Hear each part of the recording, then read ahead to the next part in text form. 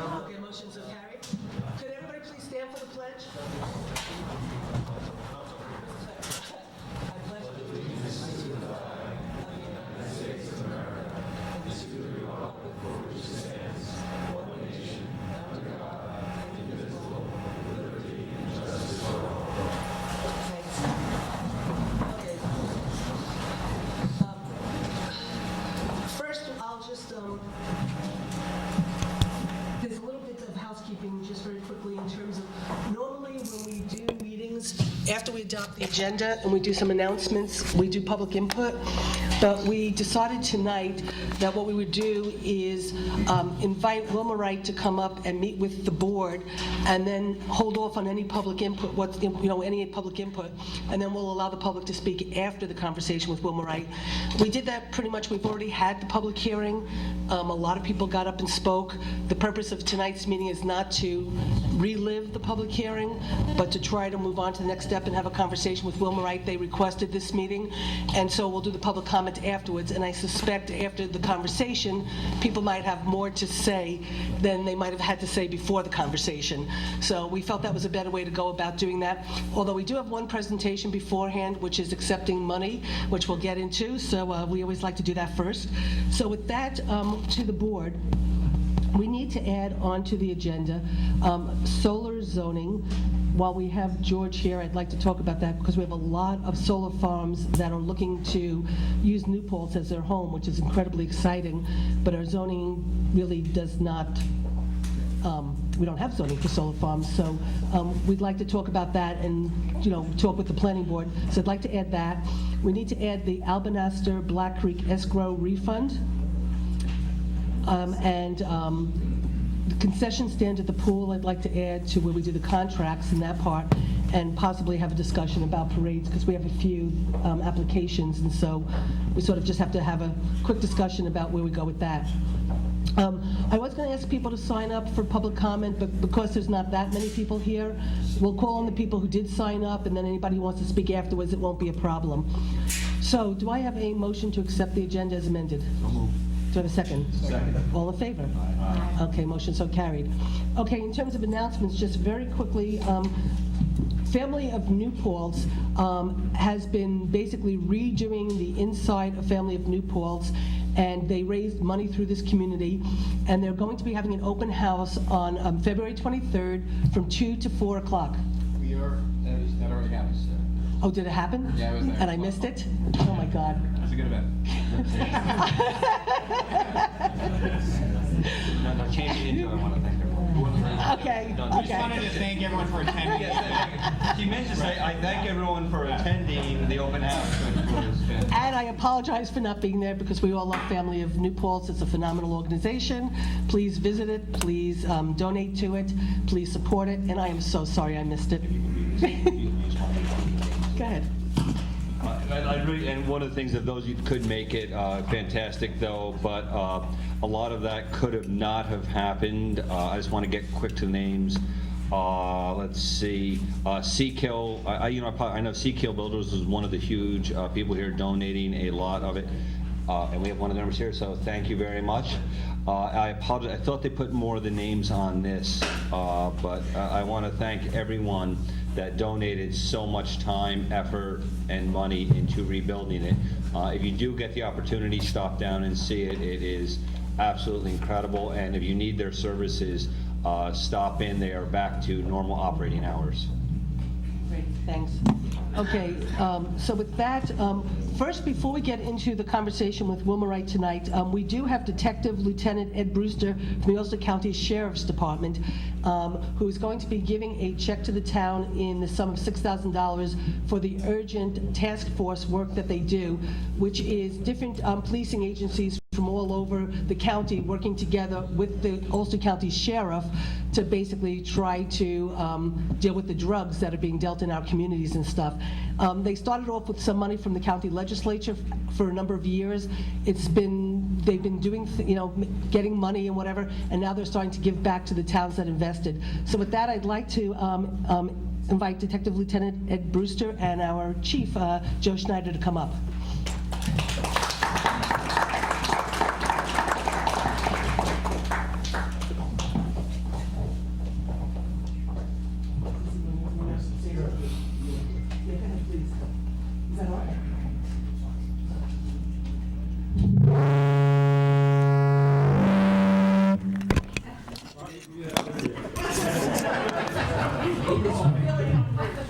I won't take a lot of your time up. I'd like to thank Supervisor Gibbons and the rest of the town board for giving us a few minutes here.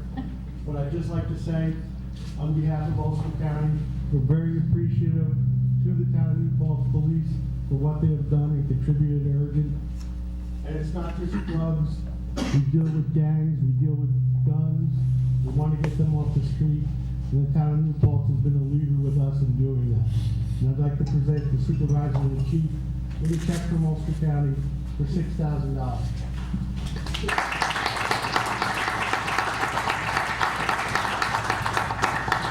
Everybody knows this check has to go into a special reserved account, seized asset account, and it goes into that account, and then that money is used when the police want special, whether it might be cars or computers or whatever that are specifically towards drug enforcement and other things of that nature. Then we have this money in the seized asset account, so we don't have to take it from taxpayers, we take it from the drug dealers. Right? So thank you, we really appreciate that. Also, before the chief leaves, we were going to do a presentation tonight, and I think a lot of you know about the horrific murder that happened in New Paltz, where a 2-year-old was murdered, and the New Paltz police did a magnificent job in bringing that case to conclusion. So we were going to do a special presentation tonight to the police department, but unfortunately, a lot of the officers were not able to make it tonight. And so we're going to hold off on that presentation for when we have our police commission meeting, which is supposedly going to be Monday night, guys. And so we'll do the presentation on Monday to our New Paltz police to show the gratitude of this community for what they did on this murder case. So hopefully you will come back out again Monday back at Town Hall, so we can thank you to the New Paltz police. Thank you. Thank you.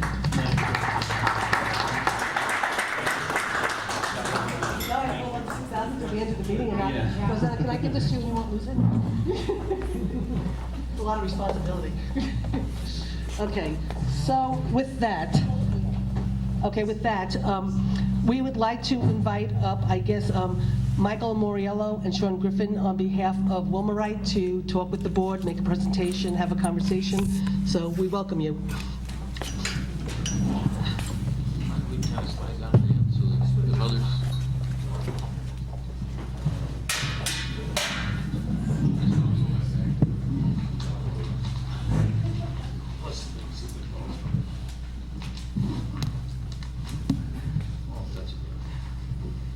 Thank you. We appreciate the chance to come and talk to you. I'm Sean Griffin. I'm with Harris Beach. I'm the outside counsel and finance counsel for Wilmar. I got actively involved about 6 months ago because we're moving towards that aspect of this. Mike Moran, I think people are familiar with. He's in all our land use and zoning, local resident here, and also part of the property ownership nearby. First of all, I want to start. Quite frankly, I'd like to start off. I'd like to just, hi, we're Wilmar. We'd like to bring the largest tax-paying property of the town and village that's ever been here. The current largest taxpayers are about $250,000 a year. There's a lot of misunderstandings, and I'd like to hit them if you got time tonight, or maybe meet any other time. But the numbers, and it actually was very helpful. George's partner was here today, and he was getting up to speed, and he opened up the secret document. And in the back of the secret document, there's an estimate. And I think people understand the process of secret, that you've got to make sure you mitigate any impacts. And when you look at a financial analysis of it, for whatever reason, I wasn't there when they drafted it, it says we're only going to pay $101,000. I'd yell at me too. We're not going to pay $101,000. there was a lot of confusion about what the right number was, and we tried to bring that to a head the last few weeks, and I respect your process. You want to speak as a board, so we're here to speak as a board, with you as a board. Units, not units, my God, let's cut to the chase. The calculation I want to present to you tonight is what we've been thinking about for the last 6 to 8 weeks. I wanted to come forward and talk to you. And between our vacation schedules and others and trying to get the right board meeting, we're here. And so, once again, I'd like to start over. Hi, I'm Sean. Right. Let me pass up. Kevin Barry. Susan Dillett. Jean Lucci. Dan Torres. Nice to meet you guys. Let me pass those out. And for those in the public, I apologize, I don't have enough copies, but I did hand one to somebody I think will have it on the blog shortly, so everybody should be able to get access. I have it.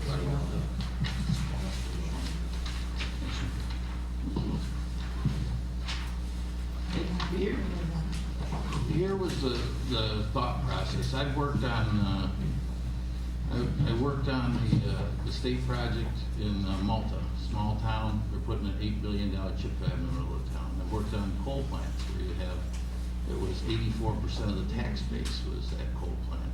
So when you have such large, unique assets, the one thing I want to at least talk to the community about and be aware of it. I get it. There's a huge growing sentiment. I represent 40 IDs around the state. We've been taking pretty good whoop in the last few years. And there is a negative connotation when we're a pilot. It's always associated with discount. We're not looking for a discount. We're looking for price certainty so we can go to the financial markets and talk to them about a financing to build this project. That's what we're looking for. Right? The IDA agreement, that's what that's all about. And when I want to get through this, if you don't use an IDA, I think everybody's familiar with what happens. We go out and build something. And in the old days, when the tax load was not as heavy as it currently is, you would do this. You go out and build something, and you'd sit down with the assessor and hope. Well, please Google Global Foundries and Malta assessment case. They thought they were building a $600 million building. It came in at $1.2 billion. They thought the equipment inside was not fixtures. There's about $600 billion worth of equipment in there. That left this poor assessor in a difficult spot. You can't do that to a community because if the assessment's too high, the company grieves it comes back down, and then there's a repayment, and you get into this constant argument and a horrible tension with the community, and you've got an assessor who doesn't have the resources for that type of fight. The town ends up paying for it. The school may or may not come in. And the town has, in your case, 23% of the dollars when they ultimately are collected. So what I'm asking is, do we look at this as a tax agreement that provides the community with certainty as well as the company with certainty? We're not trying to discount it. All we're trying to do is establish a known number that would phase in like would often be done. There's about 80 different phase-in exemptions in New York State law under the Article 2 of real property tax laws in the 480 section, the 420s. And when we looked at this, we said, all right, first of all, the 101,000, quite frankly, I think I know how they got there.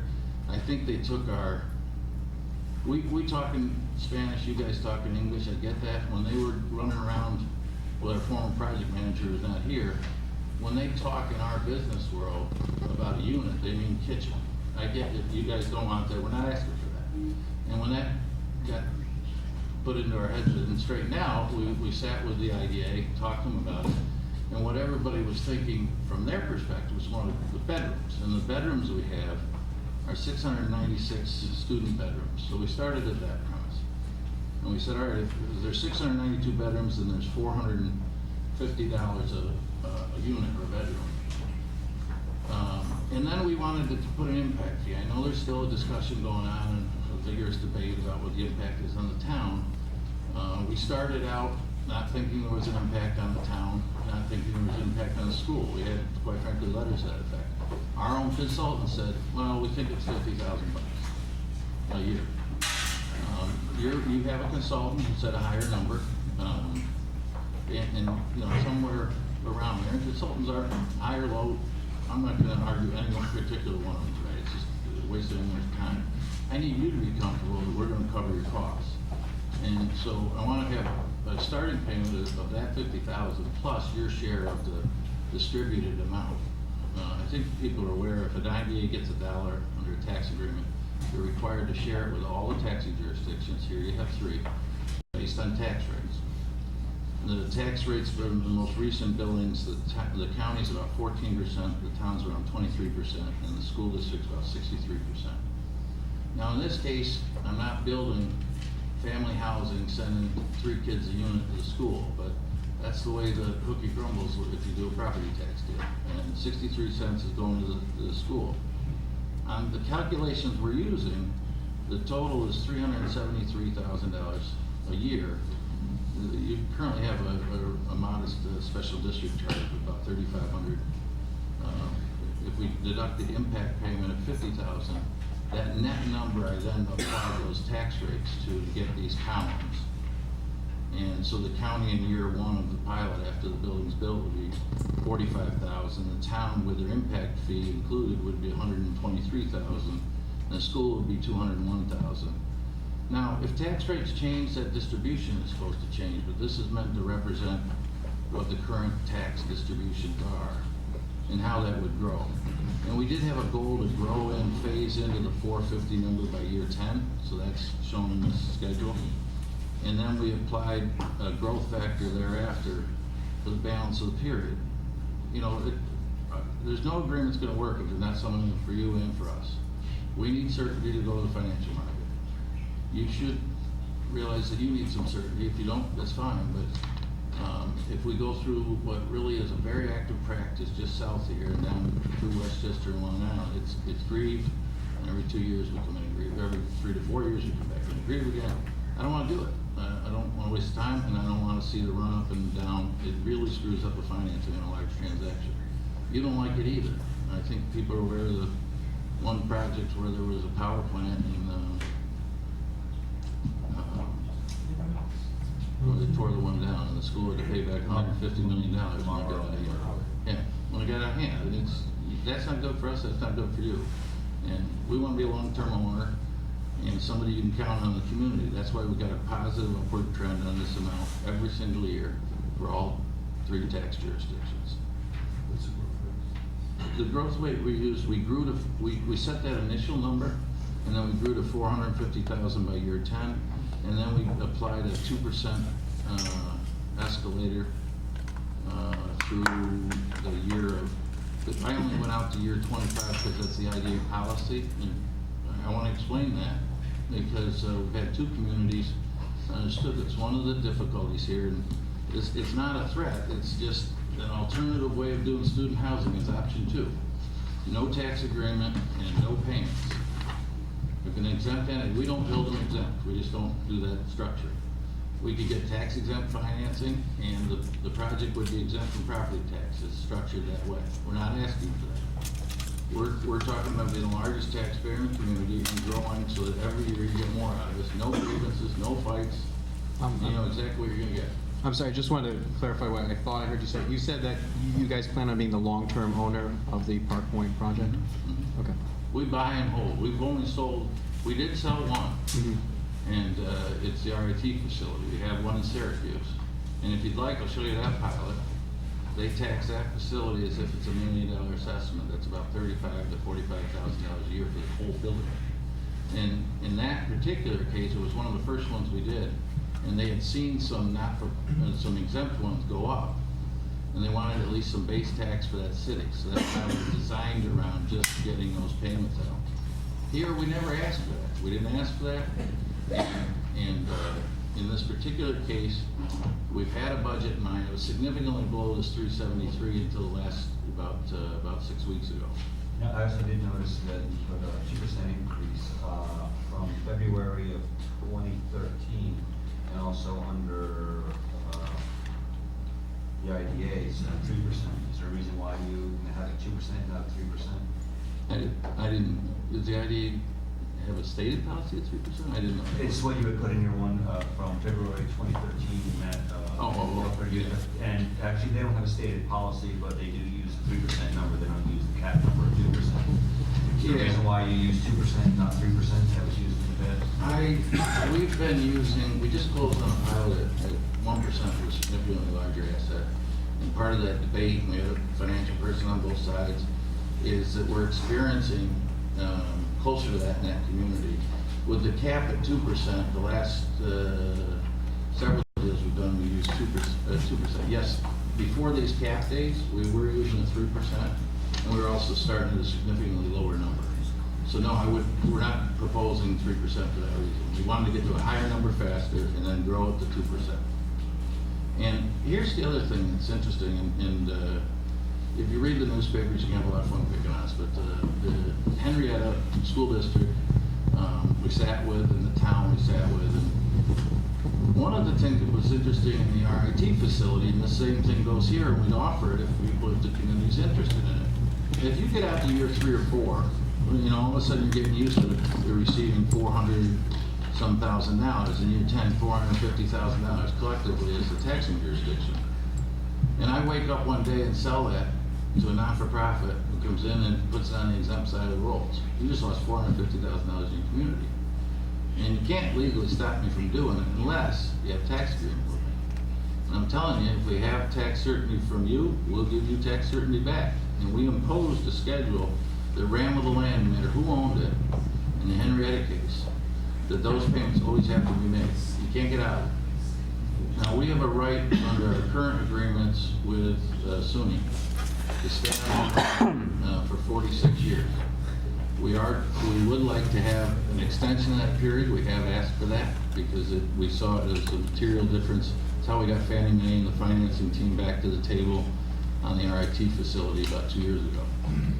So in this market, we think that's material, but all I'm suggesting to you is if the IDA wants to just do it for 25 years, that's a policy discussion for them. But as a community, I'll give you certainty for as long as you give us certainty. And we're talking about a known dollar amount that has to be imposed on that property for forever, whatever length you want to schedule. And I can tell you right now, we're going to be there at least 46 years, and it can be longer if SUNY Foundation consents to that.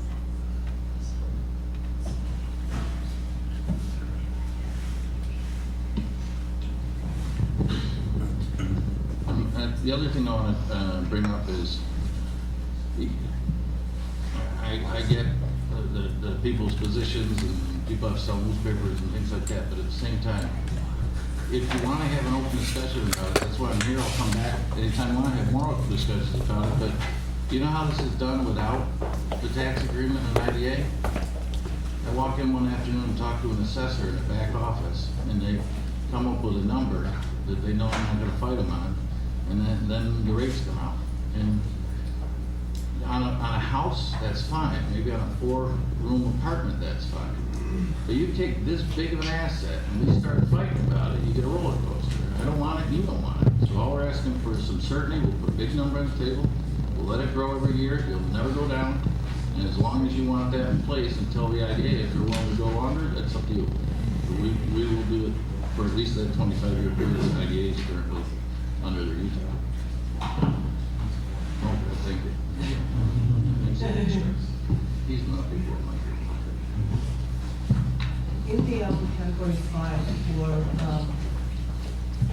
category 5 under the UTEP, it's a range of 450 to 750. So you've obviously just picked the bottom line.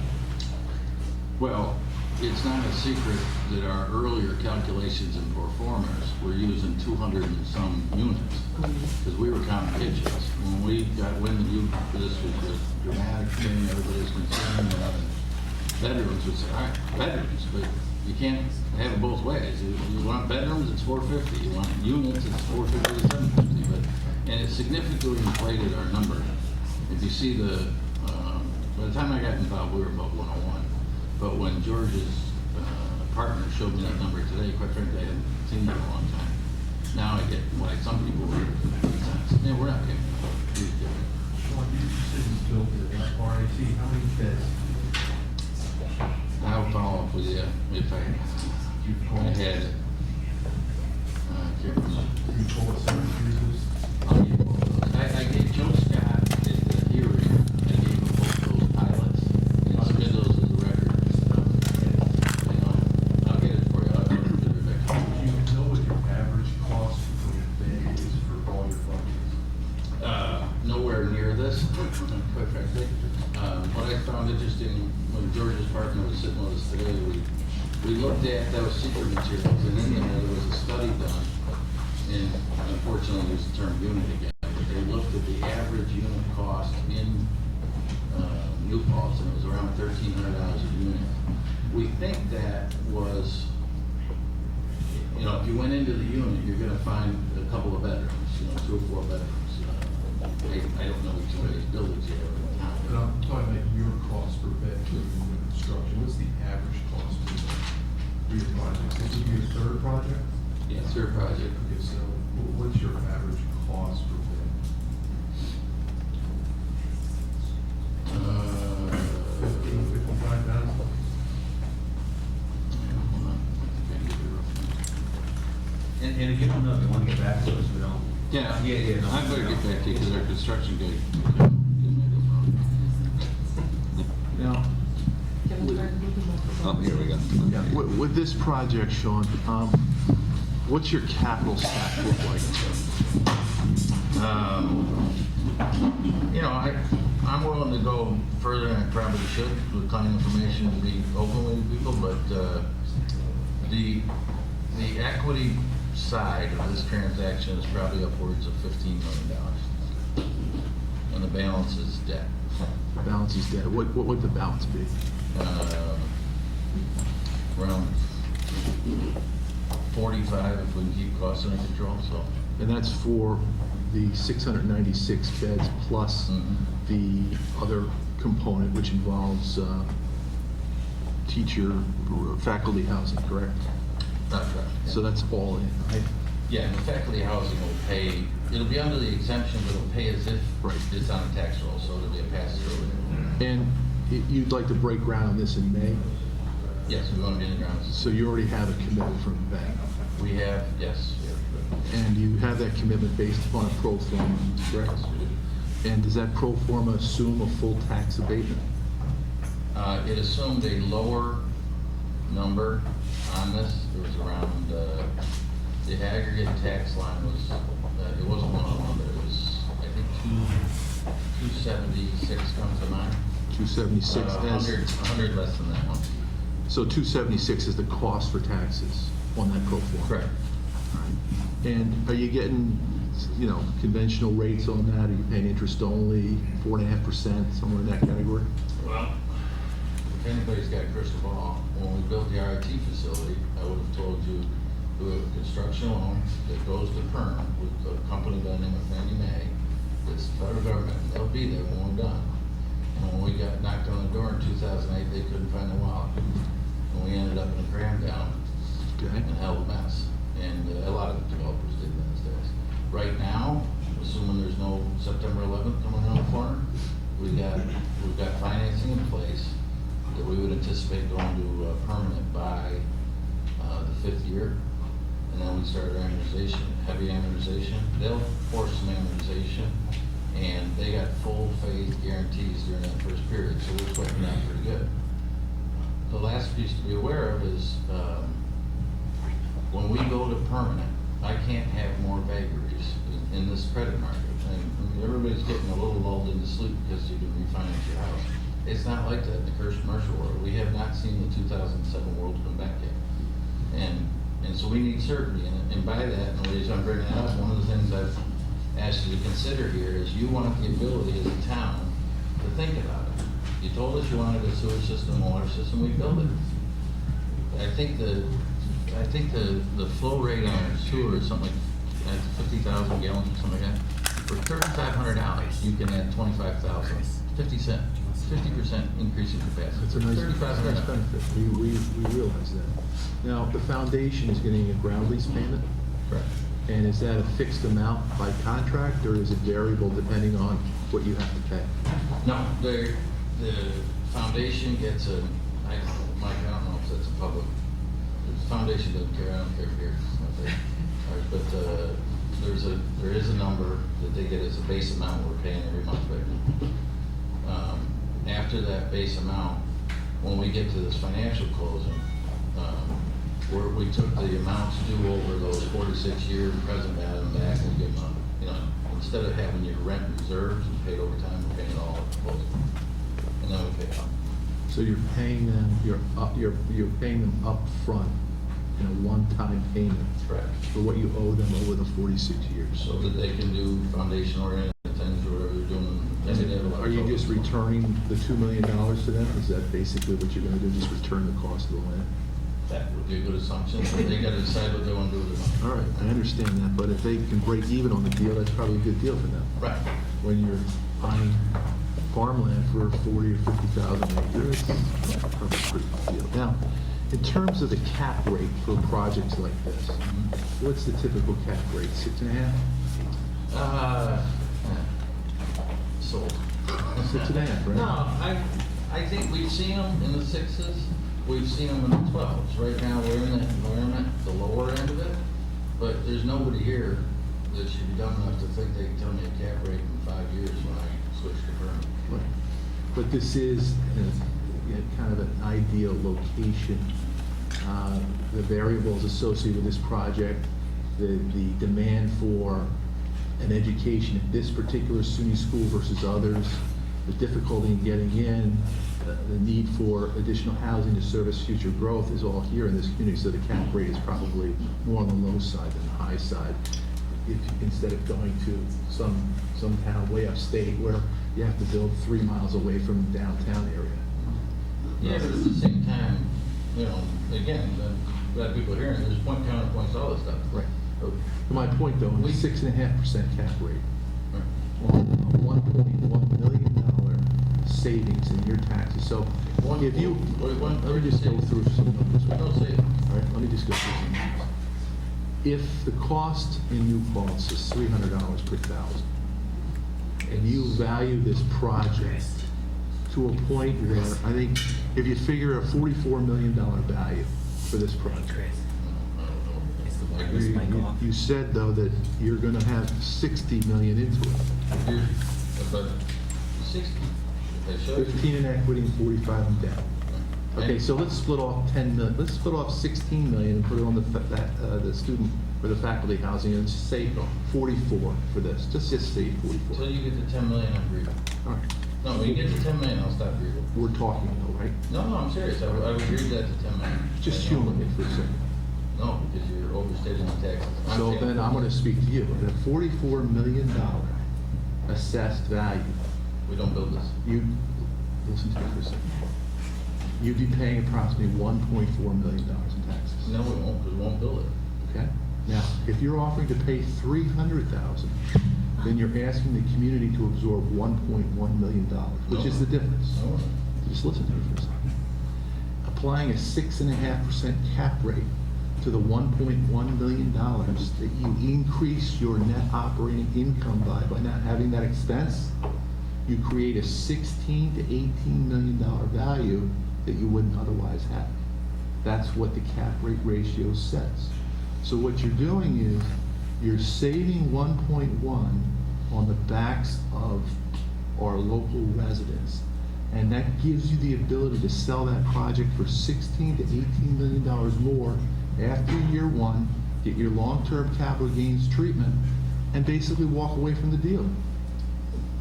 That's why we're here, and that's why we're talking about It's food, coming up you're with. using accusatory words. It's that are not just bull. accusatory, it's math. I love math because it's either right or wrong. Is this half empty or half full? Well, that's I'm gonna be both. the It's both. I'm gonna be the largest taxpayer in your community if I build it, and I'm gonna be a dirt field. I if want don't. you to be the largest taxpayer at full rate. Okay, that's okay if it doesn't get built. Well, then agree. Because, no, it's okay if you don't want to build it. Okay? If the college goes ahead, if the college, look, we all support the college. If the college wants to take this on and build it through the dormitory authority, guess what? The dormitory authority is funded by all the taxpayers in the state of New York that pay income tax, sales tax, everything else. So we don't want the educational model shifting the burden from all the residents in the state just to local New Paltz residents. This is Yeah, you make sense. absolutely. I'm just saying, and I verified Do I this. get my say? Yeah, absolutely. A $1.1 million increase in your NOI makes this project at a 6.5 cap worth between $16 to $18 million more. A little bit now. So why don't we do this? If you sell the project in a year and you make 16 million, just give us half.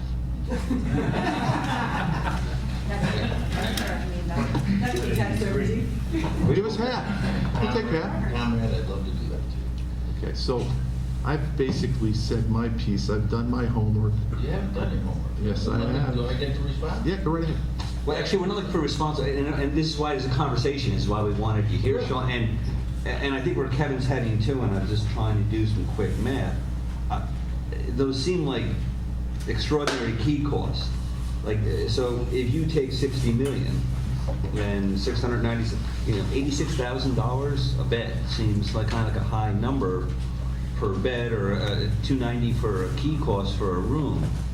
Seems like a little bit of, it seems a little high on, again, a little bit of knowledge is dangerous, but I have done. 3-story. Yeah, I have been doing some homework, and yeah, we're talking about 13 buildings here, stick-built, pads, 2-story, wood frame, minimal infrastructure, but you're right on Main Street. You have a captive audience. You're going to be looking at 110% occupancy on this. Well, I'm very confident it's going to be a successful project. The university absolutely needs the product. Where my concern is one is, and I need to answer now, I think along the follow along on Kevin's piece here too, is if you went out for financing and looking at financing, would you be willing to share with us a 5-year pro forma? Because I would be interested in seeing that. You say you want to be a long-term holder here, but right now, sitting on a 46-year lease, I don't think you're going to get, I don't think we're going to see Fannie Mae coming and knocking at your door and giving you, what I said, you're going to cap it 15, so 45 million. I don't think they're going to be throwing 45 million at you. I think they're going to look for a little bit longer of a lease term than that. I'm kind of concerned by that. So our concern is phase 1 is, top of my head, let's just say phase 1 is 24 months, 36 months, the first phase, is that somewhere in there? So you're a building, there's 2 phases. We're building all the student right away, Right. in one of the faculty buildings, and the other 2 are when the faculty think they're gonna. 90% of this product is done then, let's say, in 2 years. So, yeah, hopefully, and so you go and turn this in 3 years. You're also turning, and you're asking, you're saying you can get a guarantee. You want to be able to go to a bank and be able to, or a buyer, hand them this community. And when I say this community, it's everyone that's sitting here and here that pays taxes. We just handed you this the tax difference, and that's where we're coming up with this money and sitting and saying, you're handing $18, $20 million of our money away. That's the number we're coming up with, and that's the conversation I want to have. And then tell us we're wrong, because you're right, a little bit of knowledge can be dangerous, but also, if we don't ask the questions, I don't get the answer. So we're not trying to say that we're not right or wrong, just. When was the last time somebody came to your town and spent $4 million before George got done drafting those freaking seeker statements? Well, and again, here's what I want to be careful is absolutely, this is the biggest project. So if you want to say you're the highest taxpayer, that's great, because your product in year 3 is going to be worth, and let's say in year 3 of completion, your product is worth 60 million. In year 10, your product is not worth 60 million. It has lost its value. It's lost the value of this. It's coming down. And it's lost, not only has it lost the value of the product of its age, but it's lost almost half of the product of this. So that's the tax. Well, Interest rates probably up there. well, yeah, because now someone's gonna come in and pay a higher cap rate on that too. They're not gonna come in and get money at 6 and 6.5. They're gonna get money at 8.5 or something. So that's the way the market works. So I'm having a little bit of difficulty running. I'd really like to see how are we going to know? To Kevin's point is, hey, when you sell it, give us half of it. Give us half your profit, and we can sign on. Because it gives someone developing this, it gives them all of the initiative to build a product. We do homework. This is what we do. Because we live here, we want to live here. We're going to study. The document from 1776, we didn't choose communism. That's not the way it works. Well, I'm a beautiful capitalist. I'm a huge big fan, big fan. And in fact, I'm such a big fan. Wealth Big cheese. Yeah, you know what? Wealth of Nations. Well, and I agree with you. Wealth of Nations, great piece. Even before, written before 1776. Awesome. After. Great piece. Corporations should not only pay their share of taxes, but they should go and exceed and pay and give to the community good. Yeah, not for nothing, I think when Thomas Jefferson played a large role in that, the social contract theory was also a big part of that as well. So what you're saying is that that's what we're asking for. It's the We didn't fund our schools at the local level, and it burdens everybody's house. I get it, I get it. Our tax rates in New York State are way out of hand. And I'm telling you, and I don't like the tax I pay on my house is way too high. Everybody's house around here is way too high. I'm with you. But you can't grow your tax base if you keep wanting to look at the cup half full. You have somebody here that's ready to be your largest taxpayer, not kind of in the hunt, but the largest taxpayer by 20%. And we want to argue about whether it would maybe conceivably crystal ball if it was like my regular residential house, be over $1 million. It's just never going to get built. It's going to stay You funded. can't grow your tax base. So what the point, and you do have a very valid point, because you're building a new product, and it is going to be the largest tax base. 4 years from now, someone comes in and wants to build a very large product in our community. Absolutely, they then will set, what do we do with that? I'm gonna be your largest. Everyone's gonna do some Just point. because you're the largest doesn't mean that you're the best. So, the bottom line is, we have everybody out here that is subject to the same kind of taxing structure. And so why should somebody new be treated any differently just because you're bigger? Good. Then give me the $1,300 unit that they calculated for your downtown But taxes by you- current landlords. I'll take it, because we're at Why $1,600 don't on we that. just We're paying use, more. why don't we use the same process we use for every other taxpayer, and it's just assessed value? Yes. And $1,300 also, if that's what it is, and I do not have it in front of me, that product was built when and provides what in services, what provides what in amenities, where is it located, is it on the main street, is it a product that, you know? It's an average. Whoever did the study, it's in the secret report at $1,300 a unit. And by the way, I think somebody said you're an attorney. One of the most active practices from about here south is grievances. And I don't want to do that. It doesn't work well with financing. And on large projects, you're damn fool if that's all you're going to do. But I know people have fun with the big power plants and everything else that used to stick in the rate in the can anymore. But nobody's building big projects without cost certainty right now. And that's all we're asking for. And we're trying to be full taxes. You can pick on me and say the cup is half empty, but I'm telling you, it is half full because that's farmland paying a couple of $1,000 right now. And we're But it also makes no costs for our community as well. I mean, that argument is false, because right now, that property may not pay taxes, but there's no police officers going there, there's no firefighters going there, and there's no emergency service going And there. your chief of police said there was zero equipment or zero new personnel, and we're throwing 50 grand into you plus your share. Yeah, I'll yield to Susan. We have, no. Actually, we have a letter, we'll be presenting it to the IDA, and we do have a letter that's being drafted by our chief to respond to the fact that you keep bringing that letter up. And when the chief, according to the chief, I wish he was here, but he had left, but we can invite him back the next time. The chief was very clear when he was asked to respond, that he was told at the time that the SUNY police would be basically going to Park Point, which we know not to be true anymore, and he was not asked about the impact on the downtown. So all he was asked is, will there be any cost to you to go to Park Point when the city police are going to be taking care of Park Point? He answered the question based on that being presented to him. He will have a letter that we will be presenting to the IDA, and we will get to you, where he basically says, under the current circumstances of the fact that the college police will not be going there, and the impact to the downtown, which is really our biggest concern on the board, that he basically, in essence, agrees with CGR's estimate of what the cost of the police and everything else is going to be. So we will have a letter for you, that basically takes the other letter that you're bringing up and puts it to sort of...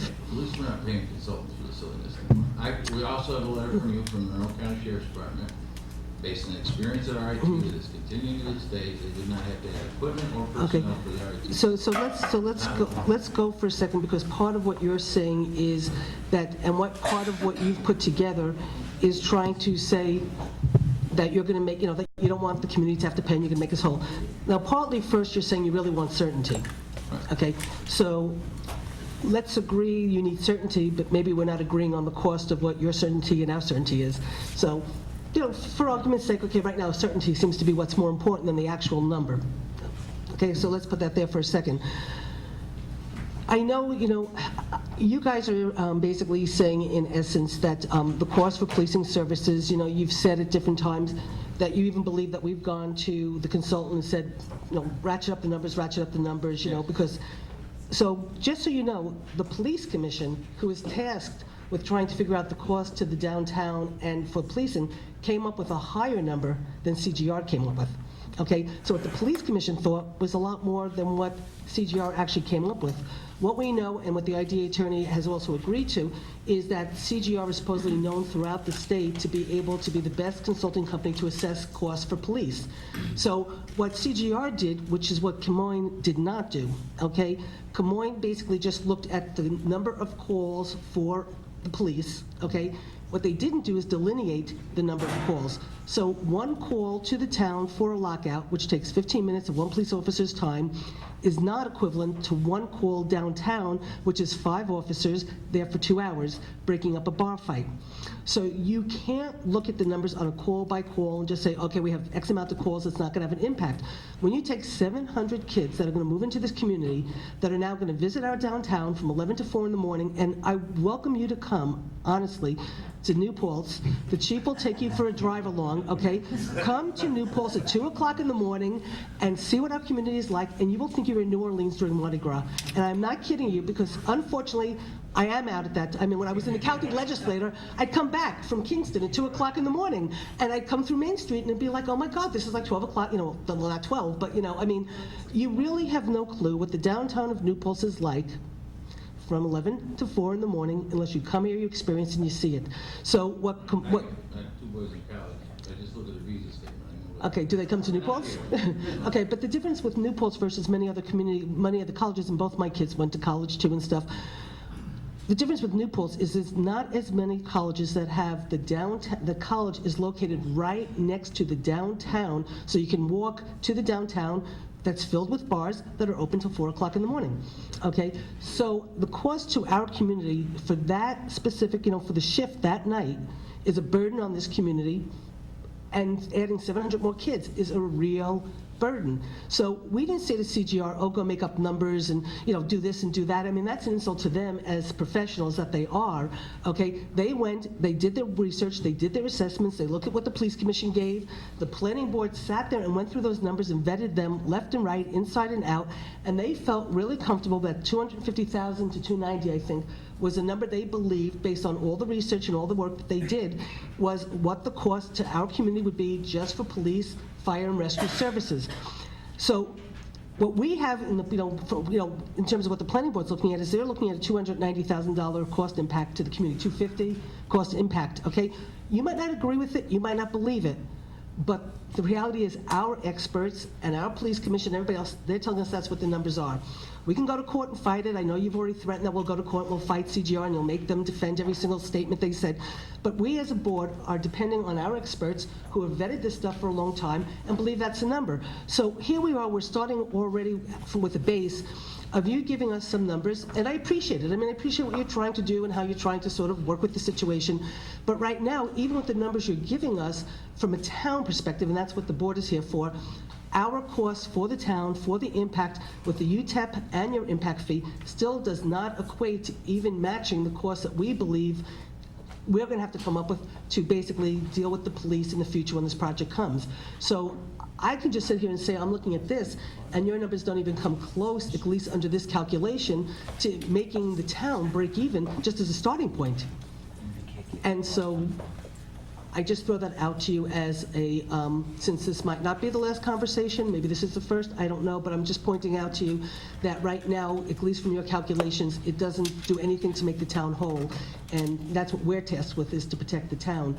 So I'm not going to quibble with you now, I mean, in terms of, your numbers versus our numbers. I'm just telling you, we believe the numbers that were presented, and and let me just point out again, the police commission, who deals with the police, came up with much higher numbers. So just, just put that into perspective in a And I sense. think just following up on that, one of the pieces, and Jonas and I have been on this project, and Mike can tell you since the very first days of rolling up blueprints. So I have been with this project since its introduction here.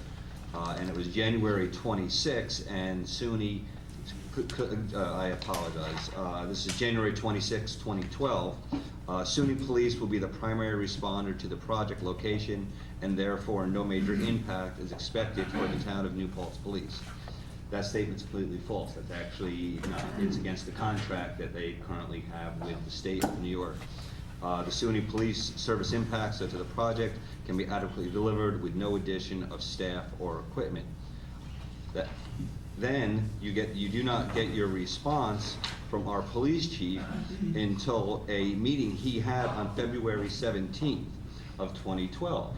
He was informed on the February 17th meeting that the SUNY would be responding, and so they would be the primary responders. So he was acting on information that was not correct. You're also asking someone who I entrust with protecting our community, highly sophisticated fiscal data. I'm not comfortable providing it.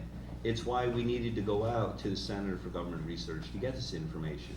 I don't know if anyone sitting at this table is prepared to be able to answer a question like that. I would not be comfortable if you sent me a letter and said, could you please tell me the impacts you feel it will have on your planning board, since planning board responses of us building this project. I'm just giving you an example of something that responds to us.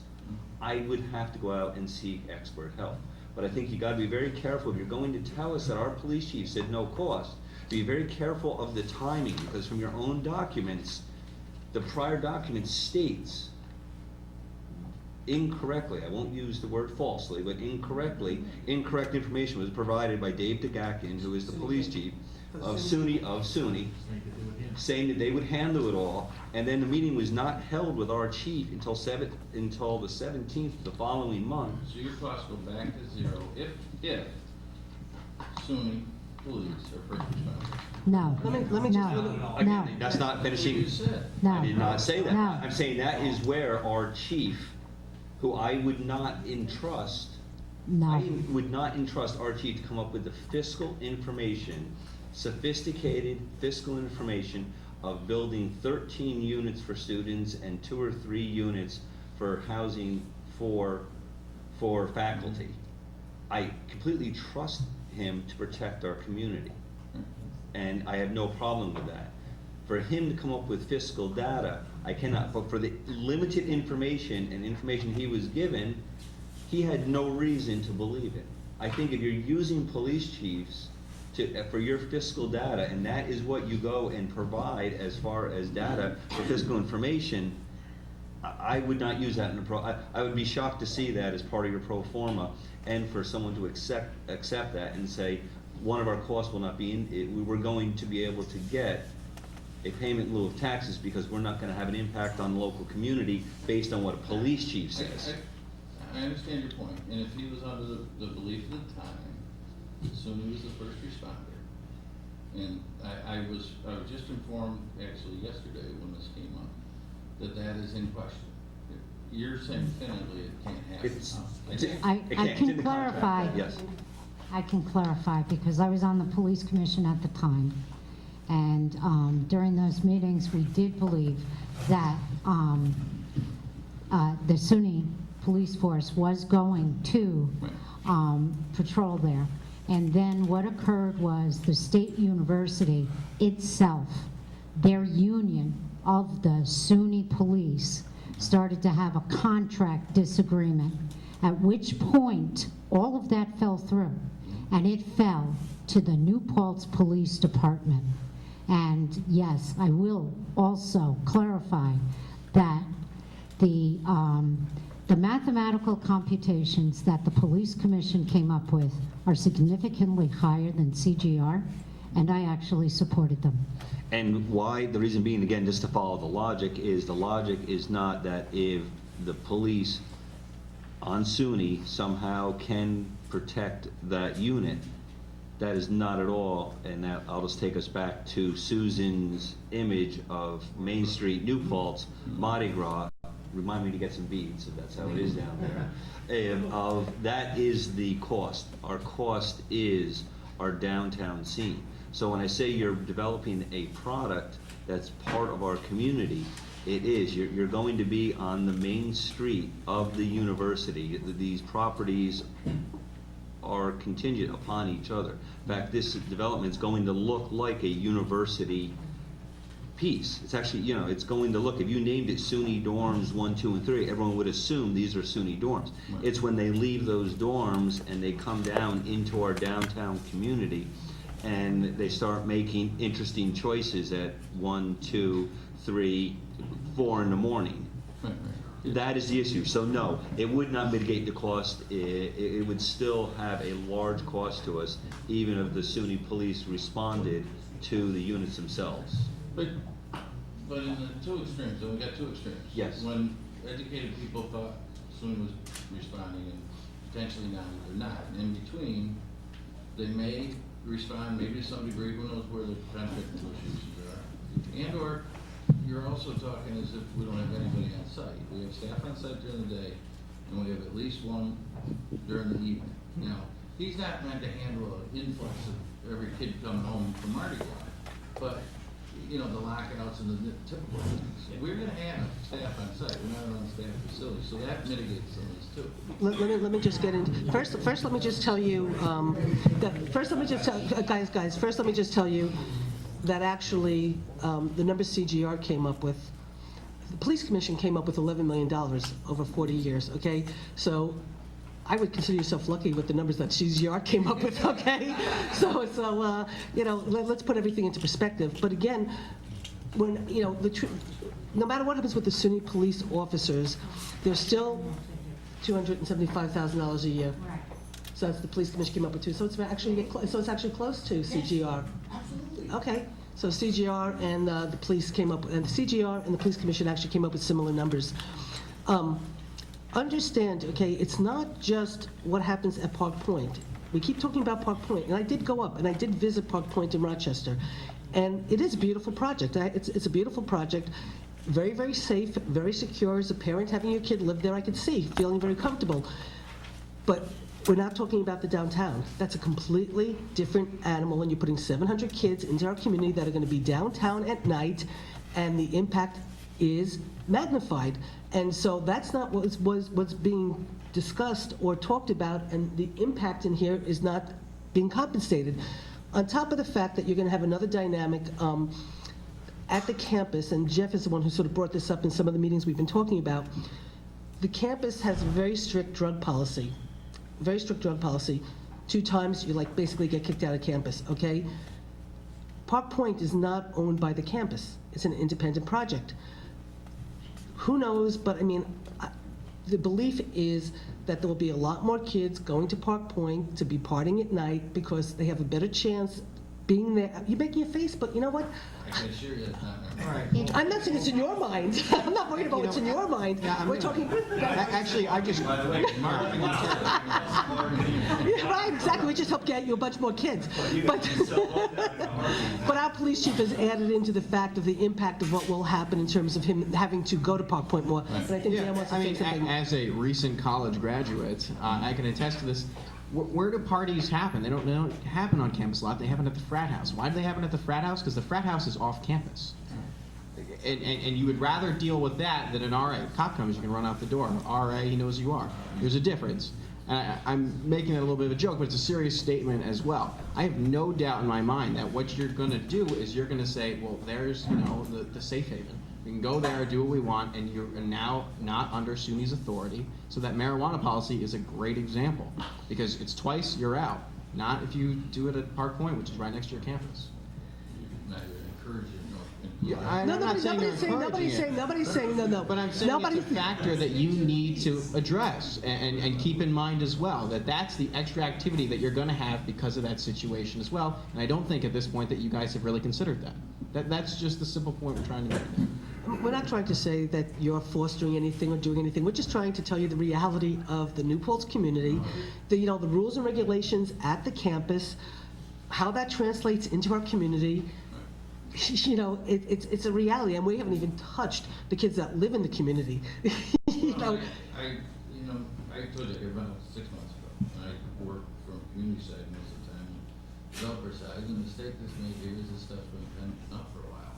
We've got money in the pro forma, we've increased the money in the pro forma, we have the plumbing and the mechanism that allows us to move that money around through an impact fee agreement and make sure community costs are addressed first. We wanna do that, we've been 6 weeks trying to come talk to you people about that, and yes, because of our schedule and yours, we're meeting tonight. But tell me how to move the money around to make sure everybody's costs are taken care of. I don't want the county to have a cost, the town to have a cost. If we can come to a number in an impact fee, What's your net operating income with these numbers? I don't know what that operating. And that, that's a business plan. It is a cheap shot. I asked George, the last time in his 40-year career, he ever represented a company before the board and answered that question, he said never. Well, let me ask you a question. Why, if we don't know what your NOI number It's a cheap is, shot. why should we give you the ability to be treated differently? Kevin, what's your annual income? Tell me your personal. You're asking for public. Okay. Tell me your personal income. I'll tell you what, I pay about $20,000 a year in real property taxes, and I'm not about to consider letting somebody get a break when I have to pay the full rate. So, Okay, so let's just a couple of quick questions in terms of, we did talk with our assessor. I know she worked on numbers. She came up with what she thinks the assessed value is, and therefore what your taxes would be. We did meet with her today. We went over it inside out, outside, inside, to try to understand how she came up with. Have you gone to our assessment? Well, that was going to be my question. That was my question, was going to be that we met with the assessor, we went inside out, we talked about it, tried to understand how she came out with the taxable value that she thinks it is and the taxes that you would basically have to pay, so we could understand, as if we negotiated a pilot, what are we negotiating from? Have you ever gone and talked to our assessor to understand how she came up with the assessed value that we're talking from? I wasn't aware anybody ever asked her to calculate. why wouldn't you? I haven't met with your assessor. Has The anybody- assessor doesn't have, I'd like to hear what she said. Well, Has anybody asked our assessor to give you an assessed value? Is that assessor? Has anybody from your company or anybody associated with Wilmerite asked our tax assessor for a tax assessment? Mike, you're. okay, so what I will do is I will give you my copy of the assessor, what she gave us and her worksheets behind it. And what I would like to suggest to you is that you do make an appointment to go meet with her and talk to her, because if we're trying to understand the value of this pilot, we have to assess it against what what the taxes are we expect to, have been paid. If you disagree with that number, we're starting off from a totally different point to start with. So, I mean, it would be helpful if you did go speak with her. Yeah, I told you that the way the tractor got built in Syracuse, the assessment by tax was $7 million. Right? Here, if it's over $10 million, you can't build this building. And she's got $44 million. Glad to talk to her, but just like you talked about the chief of police, ought to have somebody talk to her. Right. Because she hasn't dealt with large assets like the center. Which is why we're saying, which is. You can't extrapolate from a single family home to a big tractor. She wasn't doing that. Well, we do, actually, in defense of our assessor, Laura, Yeah. she actually does deal with large assets. I mean, we do have several, we have 4, how many, 4? One shopping mall.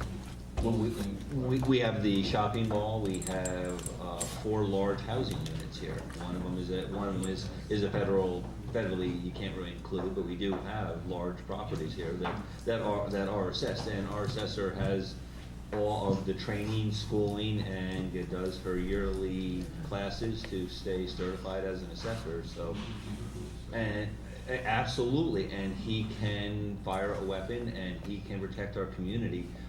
They do not provide them, though, with the tools when he goes for his training as a police officer to take a look at a $60 million deal and how will that affect your community and how will 700 students added to your community affect it. I can guarantee you his certification at FBI training school. So you can take that Yeah. shot, but let me at least respond. Yeah.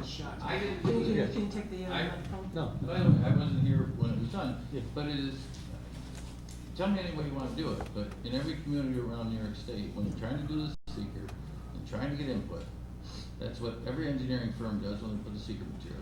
They call the police department, call the fire department, get a number out of them, starting point, and if you don't agree with it as a community, we talk about it. That's what we're doing. Okay.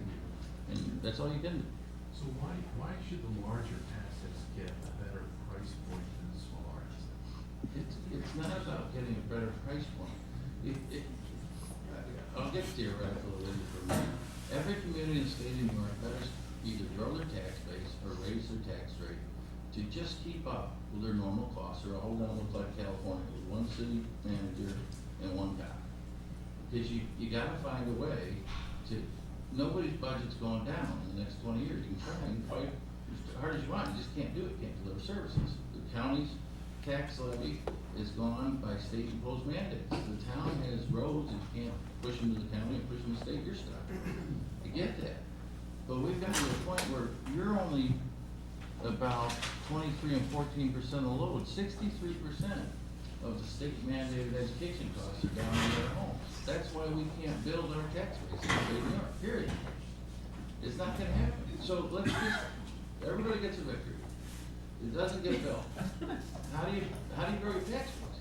How do you get an ever increasing tax load if you don't have at least something going on? Some building, at least some building in some sector. I agree with you, so that up to this point in time, Kevin, use the microphone.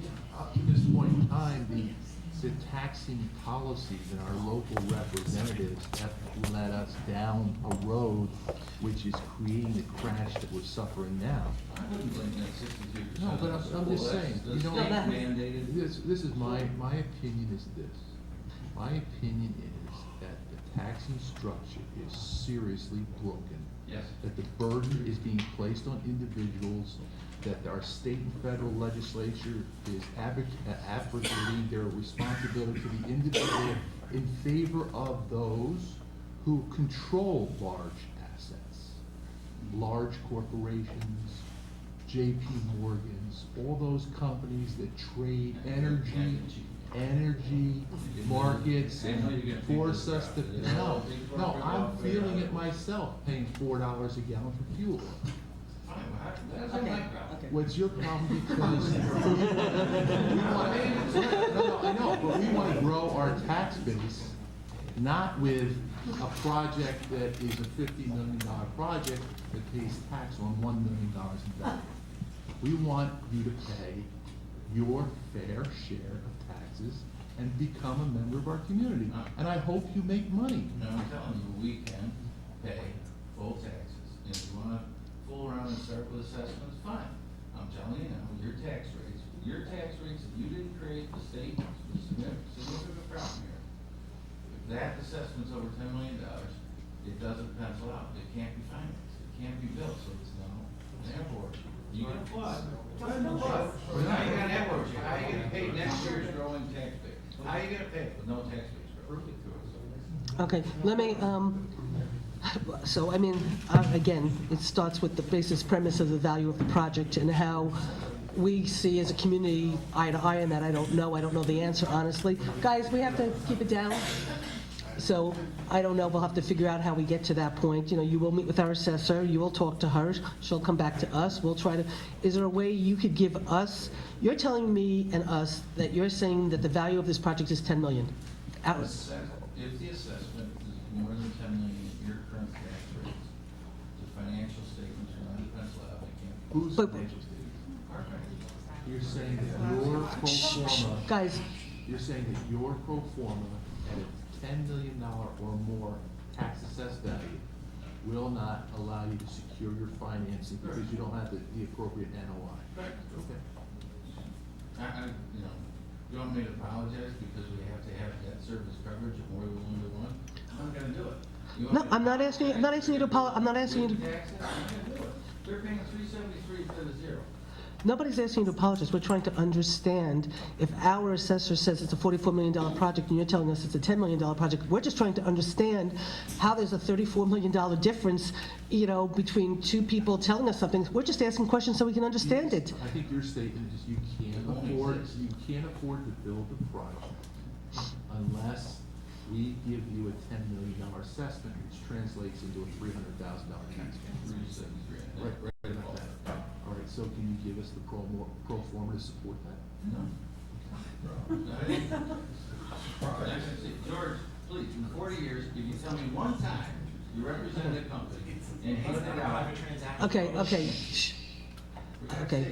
Okay, but in essence, what you're sort of, I mean, in a way, here's our assessor basically taking, you know, and again, look at what she did, you know, she explained it all. The smarter people than me when it comes to this stuff that were sitting in the room today as she explained it, they were following it, they sort of understood what she did, and they didn't say, we think you did it wrong, okay? So in a way, what I'm sort of hearing, in a sense, and correct me if I'm wrong, it really doesn't matter what the cost or the value of the project is.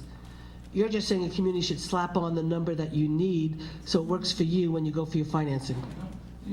This is, actually, let me get a different answer. Okay. This is like, Just take the microphone. if you call up your banker tomorrow and ask them what a tax exempt rate is on a large project, any large project. The tax exempt rates right now, you know, no income tax payments, that triple tax exempt stuff like governmental money.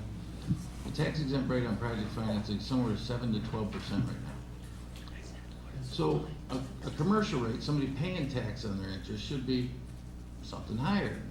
But you can't find a rate in today's world that goes out 30 years on a commercial basis. Everybody's resetting in 5 years. I'm back, the reason I'm giving you this by analogy is you can create a fantasy world that somebody's gonna build something and you're gonna assess it for $44 million and somebody's actually gonna make that payment without going bankrupt. And then you can say, okay, the cup is half empty because you're only paying us on $10 million in assessment.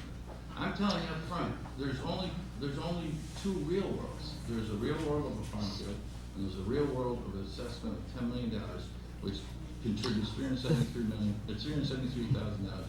There is no world where somebody puts that in the ground and gets a 44. Sean, and I appreciate what you're saying. Kevin, take the microphone. You're saying, and I wish we would have had this discussion a year and a half ago instead of this way, starting over, but what you're saying then is, that given the current tax dynamic, anybody that builds new should have a tax cap in order for their investment to make sense for them. But how about all the other people that are living under the old model? Agree with you.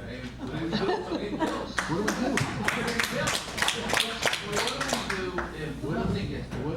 What do we do? Well, okay, so I'd like to, Sky, well, okay, but I'd like to jump in now. I'd like to jump in though, because I'd like to ask you a question, because in here, in terms of what you gave us, which is option 2, exempt structure with foundation, no tax agreement, no payment other than special district. So basically, you're sitting here saying you don't build. But option 2 is basically that you go and you build it, but you build it through the foundation. So it's not going to be an empty field, and it's not going to be an empty farm field, because option 2 is you building it without going through SUNY Foundation and just not having an agreement. Yeah, but But- who but- gets but- the money from that? Well, I just want to, first I just want to make, The foundation gets the money, correct? No, I'm just saying. I'd like to show you some public finance models, and I'd like to think that's true. It's not. I mean, we're gonna make construction profit, we're gonna make management profit, those models can be as, 9 out of 10 developers of this type of housing are out there banging it out with a not-for-profit model. And if you look from here down, one of the hottest markets going, if you see a crane in the air in New York, it's kind of hot. It's almost non-existent. But the few that are in the air are affordable housing projects. And affordable housing projects are the only thing we've been able to get connected out down through the downstate area. And that's just the one area where I do a lot of business. And each one of those will never, ever, ever pay your assessment time, your tax rate. You just probably everybody loves affordable housing. But a lot of these deals in Manhattan and Westchester, there's only 20% of the units are affordable, guys. The other 80% are market rate, and they got a huge deal. And so your argument, I get it, if we're in a community like this and I just built my house and I'm getting killed at $32 a thousand. But there is no world that exists where you build a $44 million assessment in that tax environment. It hasn't existed, it won't exist. It can't be built. Okay, so I just want to go back to option 2, because you keep saying that it's either, we find a way to make this work, or it's an empty farm field, but that's not option 2. What you're saying option 2 is you build it, but you build it without any deal with the town. So, are you just not going to build it, or are you going to build it and recast it and go through the college? What is what's the real option 2? Option 2 is not our preferred way of development. We have not built one as an exempt entity, but there are developers who build them as exempt entities. We have a right to sit on that land for 46 years. Bring one of those guys in. We don't do the not-for-profit structure. We don't like it. We like to contribute towards the community. And we get in one of these circles where I'd rather have this out with you and say, look, this is half full, guys, not half. Okay, so you're not necessarily looking to recast this and go build it through the college? That's not what we do. Have you ever built any dormitories for any student campus Yes. through the state funding process? Right? No. No. All private. Upstate, Niagara Community College, Monroe Community College, Awesome. Niagara, and Triple C, we didn't see that one, Sullivan, that one. All of them, no, nobody's dumb. Well, yeah, no. Everybody's trying to get as tight as they can to the footprint, is what the kids wanna do. My kid, because he was 1 block away in a boomerang type building at Maryland State, just moved to a dump and got flooded last week in a dump, paying the same amount of money because it was 1 block closer. These kids don't think the adults do. So anything, it's all about geographic location. And you're not gonna fill this 2 miles down the road. It won't stay there. I get that. And I get your community concerns, but we're here, we've been trying to get here, and again, it's not anybody particular fault, but there's 373, you tell me where it should go. Okay. Just put it somewhere. You can do it through the impact. But you're hearing what a supervisor says, that at 373, we get 23% of that. No, you're getting a higher percentage the more you put in the impact. Right, but let's see, the base though would be 23% of that number, plus the impact fee, right? Yeah, you're the only tax jurisdiction with cost, but you all acknowledge that. You're saying it would be 123,000 to the town. I'm hearing our supervisor saying we lose. So make it a different number, and now what's left over is not out with the tax jurisdiction. It's structurally capable of being done, you just have to have an alternative. Well, technically, it's not, in the sense that, other than you putting more money on the table, I don't see, because you do not want a deviated pilot. So if we don't, It's not a deviation. no, I understand that. So we don't have the ability to move how much the school district gets, how much the town gets, how much the county gets. So it's 696 rooms times $450 as a base, comes out to X amount of money that has to be split mathematically between the town, the school district, and the whatever. So that gives us very little money. Then you add on the impact fee, and that doesn't get us to making us whole. So we can't shift the money around in terms of the UTEP policy category 5, how that works. The only thing we could do is go back to you and say, we need more of an impact fee to make us whole, because we can't, even if you take the 750, not the 450, but the 750 times 696, okay? You still don't, actually, with the split between the school district of the town and the town still does not actually come up to the number that we believe to make us whole. So, But if I were to just throw, sure. my normal job is represent about 40 ideas on stage.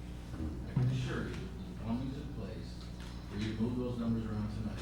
If the IDA were willing to do it at the request of the town, they can stay within their policies and use those numbers. Okay, well, I don't know if that's true or not, so we won't continue to have that conversation for the moment, because I don't know. I don't know if that's true. So anyway, okay, so let's move on to. I mean, it's one of the reasons why, quite frankly, forget the numbers for a minute. And tell me, if your community would start it all over, we don't have 200 years of growth in tax growth for 63% of the school. And I work school, I'm not in school, but there's not a single student going to school. But, you know, if you start that game, then the schools don't get properly funded. But at the same time, tell me, just realistically, if that 373 is on the table and you didn't have to worry about tax rates, where would the money go to properly make sure everybody's costs are covered, then something for just general fund problems? And you can do that with a tax agreement. With your prior experience with the other projects, when you build 696 new beds, it creates a vacancy in the existing rental stock, but then is gonna be filled with a different kind of household. You're gonna take students out of student housing and move them into student housing, but the student housing that used to be student housing really becomes family housing, and now you have an impact on the schools. Well, hold on a second. I do believe one of my most favorite quotes in 23 years of doing this was the guy who stood up at the public hearing and said, if you let this building go forward, I'm gonna have to bring my house up to board, my building up to board, that I rent to. Favorite quote. You don't remember that? So, if that's a harm. Okay, shh. Okay. My point though is, if there is an impact on the school, it may not be directly associated with your project and the people that live there, but there is an impact that's gonna definitely happen when you have all those vacant units then even filled up, half of them by families. I understand why you're trying to make an argument, but I don't know why you presuppose that the big sound occurs in family running. Well, When there's young adults who are graduating, trying to stay. But then you make. Okay, shh. Just so you know, the cost for sending a student to our high school per year is about $22,000 to $23,000 a year. When you take the school budget, you back out the paltry state aid you get, and you're left with about $40-some million that's on the backs of our taxpayers. But the total cost is about $22,000. So just adding 10 new students is gonna cost our school district more than what you're offering to pay for all taxing jurisdictions. So, and I'm just using 10 new students out of the 700 bedrooms that are then gonna be In empty. now, so we're zero direct, you're trying to argue there's some indirect. No, I'm just saying, look, I understand where you're coming from. You represent a very sophisticated, well-funded builder. You're a very successful guy. That wasn't a good time. No, but you're trying to do your job, and I appreciate that, and your client is trying to derive the best net operating return they possibly can. It's just that, you think about you being on this side, you think about you being on this side, and you have somebody that comes in and wants to build a project, and they don't want to share any information with you. They just want you to believe them in what they say. I mean, here we are, we can't represent the taxpayers' interests without more information. If you're asking us, you're asking us to allow you to have this kind of benefit, and we as a community look at it and say, we need it, then maybe we decide to do it, but we can't make that decision with no information. So if you want to give us the information that we can look at and evaluate, then maybe something could be done in terms of a negotiation. I'll sit with your sister. I offered a confidentiality agreement was never signed. George, like me, has never had a company client, particularly in political environments, throw up a business plan, somebody gets deal it out. I know you don't like it, it's nothing to. Well, I'm a little perplexed though, because honestly, I've spent a lot of time with George and town money because we're not charging the developer for whatever we're doing on the pilot, through your escrow account. So we're, we're putting good taxpayer money to sort of do a good job on behalf of the community. It was my understanding that a meeting, that Kevin had asked, for him to review the pro forma, that basically you had agreed that he could see the pro forma. He had to sign a confidentiality statement, which he was willing to do. No, most of it. Well, wait. We'll sign. Okay, wait a second. I think you were saying that nothing was signed, but then That I have to see, that's the perplexing point for a moment, is okay, because we had authorized Kevin on behalf of the board to sit with you to go over the pro forma. We understood that he had to sign a confidentiality statement. Kevin was prepared to do that. And we thought, going forward today, that that's what was supposed to transpire, that Kevin was going to come and meet and go through the pro forma. So we thought that was all taken care of. Now, if there was a disconnect because it wasn't signed, and that was the problem, then you should have brought it today, let Kevin sign it, he would have signed it, then you could have gone over the pro forma. So when Kevin came back to us to say they didn't bring a pro forma, they just brought a new tax, policy, proposal, we were all floored because we thought the purpose today was to go through the pro forma. So let me understand what you're saying. If you got Kevin a pro forma, you got Kevin a confidentiality statement and he signed it, would you show him the pro forma? No. Okay, so then it doesn't matter if you sign the statement or not. No, I'm not, truly not. No, I'm not. I'm really, no. Sean, no, I'm not trying to, and I really resent the fact that you're doing that. I'm telling you, no. You know what? Honestly, you want to have a conversation, we'll have a conversation. I'm treating with you respect. This is not a joke. I am telling you, we paid money for an attorney. We're not even charging the escrow account. It's our taxpayers' money that we're paying for George to be sitting here, to be meeting with us, to be talking to us. So I am telling you that, and that George can maybe say it's true or not, we were told that you were willing to show him the pro forma if Kevin signed a confidential agreement. We had meetings, we went to, we met with the attorney, we talked about it, we thought, that's what we were told in good faith. So I'm not sitting here trying to grandstand or pretend or play or dance with everybody. That's what we were told. That's what we expected. And so you're telling me now that was never even an option, that was never reality. So I don't understand what kind of conversations transpired. You can, but I would like you to do it with some respect and some... I'm sitting before elected officials, well, with respect, not all due respect. When I spoke to George, I was in Florida on a cell phone at a restaurant. And when he and I talked about this, I said, look, we're gonna show and talk to the IDA about a requested pilot proposal, tax agreement proposal. I know everybody hates the term pilots, it's tax agreement, fine. So we were gonna talk to the IDA about it. And the IDA wanted to see that we were communicating with the taxing jurisdictions. When George and I talked about that, it was gonna be, I was trying to meet with you, and they said that ultimately they wanted Kevin, fine.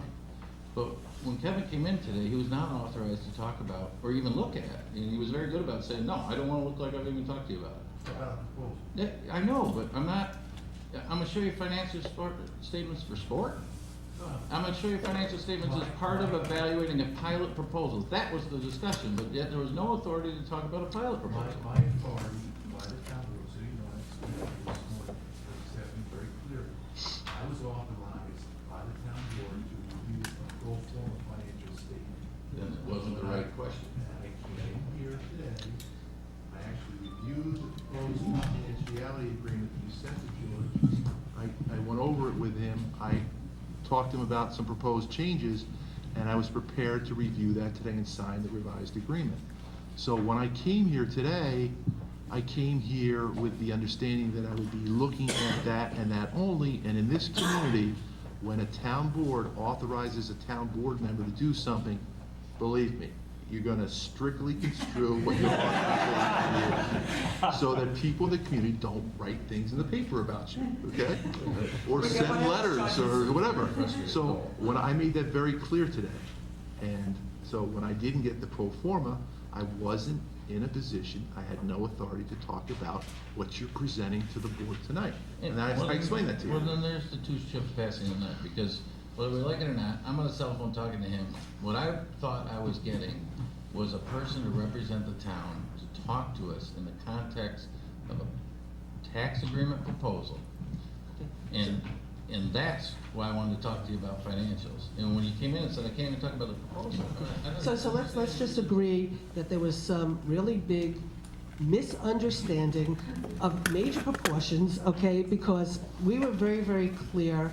And as a matter of fact, Kevin, even when we were authorizing Kevin put in an email to all the board members and to George, very clear that I am only looking at the pro forma and I will not be discussing a pilot, to protect himself, from anybody saying he did anything wrong or looked at anything wrong or was negotiating behind our backs or whatever kind of thing. Because we're trying, at the same day, you're sitting here sort of saying we're doing this for grandstanding stuff. Trust me, I've taken a lot of hits in the paper okay, for not coming out strong enough against this project, you know, for months and months, because I've tried to keep a professional relationship with you, with him, with my board, with everybody, understanding that as professional, I can't be leading the charge with, you know, like, you know, the fire, you know, to sort of say, you know, down with Wilmerite. I have to keep a professional, you know, perspective. And I pay dearly in this community because of it. And I've been written about in the papers, not very, very kindly, okay? So, just, you know, so to sit here and like sort of say we're grandstanding, whatever, trust me, if I wanted to grandstand, I would have done it months ago. My life would have been a lot easier,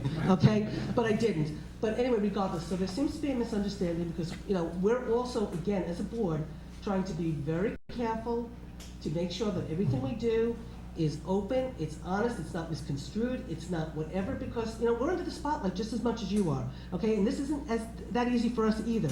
So, at the end of the day, let's understand we're all trying to do the best that we can. So obviously there was a very, very big misunderstanding, and we apologize for that. So we'll get back clarity of where we're at, what we're supposed to do, and how we're going to move forward to go from here. So what I'd like to do is move the conversation just really quickly because... Well, I guess the question would be, with a confidentiality agreement, would you be willing to have Kevin sit down with you and/or other members of the board and review a pro forma, or at least a 5-year pro forma of the project? Does this community acknowledge that my client has a right to privacy and its confidential business?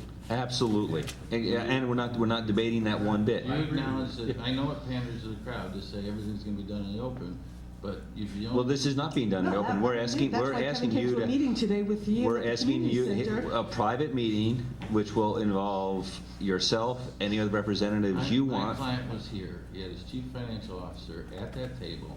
We were prepared to do the same thing with you that we did with the IDA yesterday, which is we went over in detail a pro forma.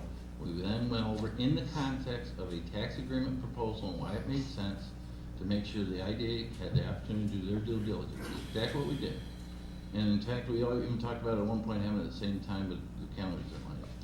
When we walked in today and his authority had been truncated to only look at financial statements, that's like a voyeur. I mean, what the hell are you gonna look at the financial statements if it's not in the context of a property tax? Well, and I apologize that it appeared to be something of a voyeur, but we are, I guess, a little silly and naive, and maybe we're a small town that doesn't quite understand, but the pro forma is what we're asking to see, and then we can then look and see, is the product you're saying really make this product something that only works in the light of what a payment in lieu of taxes, or certainly can this product be just as viable without this community handing over, and I will use our assessor's numbers because that's what I have, and then the numbers you just handed us, but what could certainly be a windfall to a person developing this product, $10–15 million.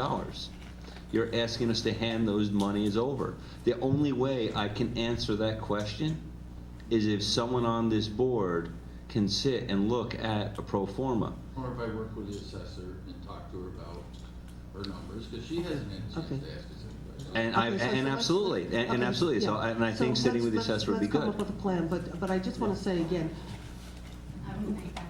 okay, but let's just be real clear. It was believed that Kevin was going to be looking at a pro forma.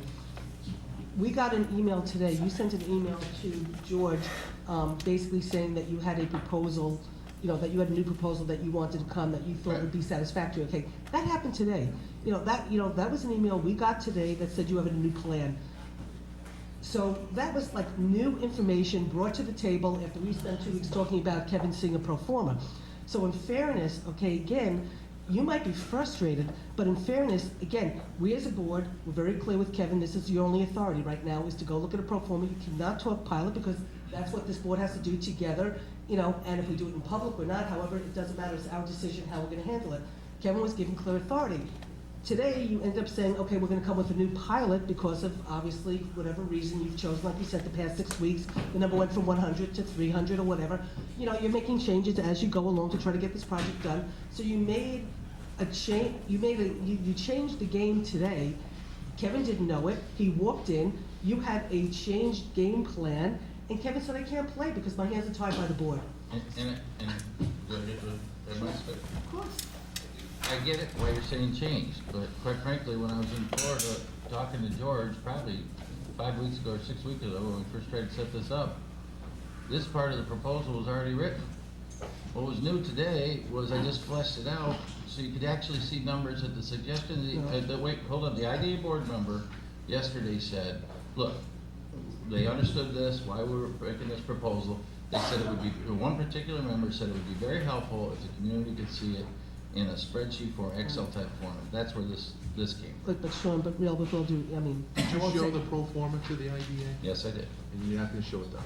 No, he is, he's going, he's. Then we did it in the context of a pilot proposal discussion, so they could do their due Okay. diligence as the authorized party to deal with it. And we can authorize Kevin, if this board should want to, that he's authorized to now take this pilot that you put on the table and look at it in the context of the pro forma.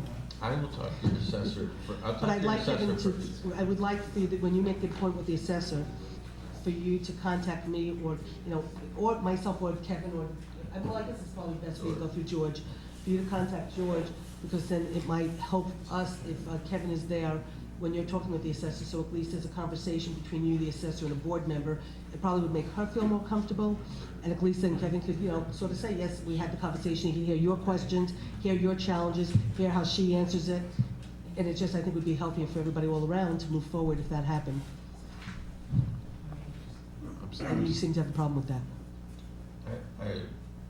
I came here today anticipating doing that, and I walked in and met a town representative who couldn't look at a pilot proposal. Oh, okay, but we're trying to go forward, aren't we? Right. Okay, we're trying to go forward. So if we're trying to go forward and you're saying you're gonna meet with the assessor, we're saying we would like you to meet with the assessor with Kevin there. Is that a problem, or can we agree that that's gonna be one of the next steps? Well, let's have good faith on both But sides. Sean- Let's have good faith on both sides. Since October, you've been sitting on a local law. How's that good faith? Since Wait, excuse me, October. are you gonna talk about the municipal water system? Okay, what we were told as a board, okay, maybe it wasn't conveyed to you, as we understand it, the determination by the building inspector is the determination that you're gonna live under in terms of what she said. The reason we haven't passed the local law is because we're trying to flush it out for future projects, because she made a determination based on the situation at hand with your project, with this sewer system, and whatever. Her determination, we can't change at this point. So the determination's there. How you proceed with the municipal water system has already been defined, has already been done. It already went to the ZBA. You list your clock, ticking, whatever. That decision is made. The board now, because of this So we experience. no longer need that local law? Mike, Oriel, you gotta tell me what's going on. I can speak to that. Let me first preface my remarks by saying that, being a Moriello, they sent you to law school. We're pretty bad in math. So this discussion here, I've not been part of the IDA negotiations or anything else. So you don't send Moriellos to a math discussion, that's at all. If you want something written, they can do that.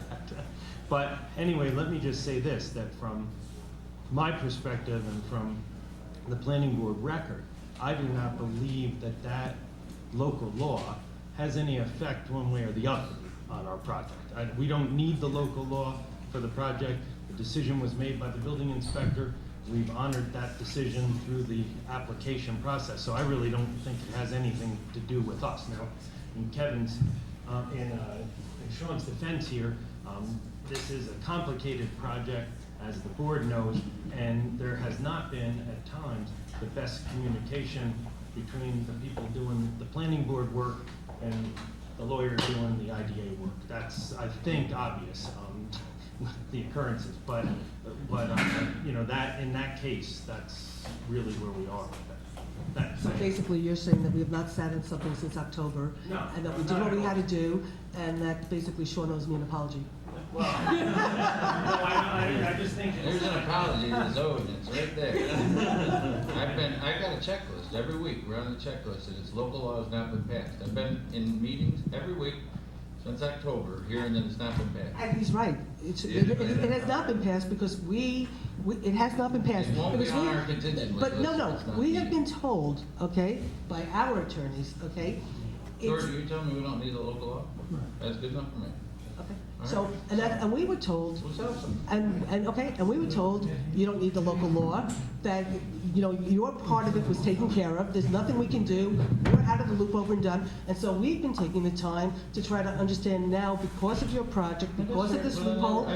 That's So fine. we're just trying to do our due diligence for our community, but we have not in any way compromised you. We made progress, asked and answered, I was I'd done. say just one other point too, that I'd like to make, and again, on the math routine, I don't know how you value this. The project, as everyone knows, has gone through over 3 years of review, and I think from a development standpoint, and from a seeker standpoint, it's really quite a testament to the work that the planning board did, the work that the applicant did, and the input from the public, which made it a much better project.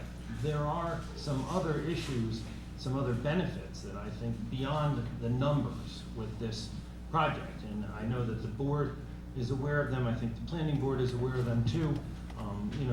The chance to have water and sewer maybe in the future, to have excess capacity, to have those systems sized so they can be hooked into easily and have that available. I don't know how you quantify the value in that, but I think there is value in that, and in your proper growth maybe in the future stemming from that. I don't know how you value it. It's one of the questions that I've asked that you couldn't really put into the figures, but I do think that merits noting. That's all.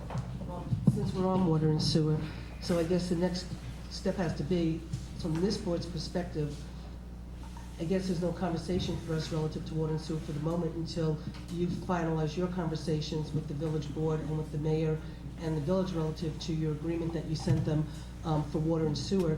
So since you're in negotiations with the village for the moment, it seems that anything to do with water and sewer is irrelevant to us, which I guess impacts the planning board in terms of how they go forward with the seeker process. So right now, water and sewer is not on the table because they're going. I can speak to the seeker process.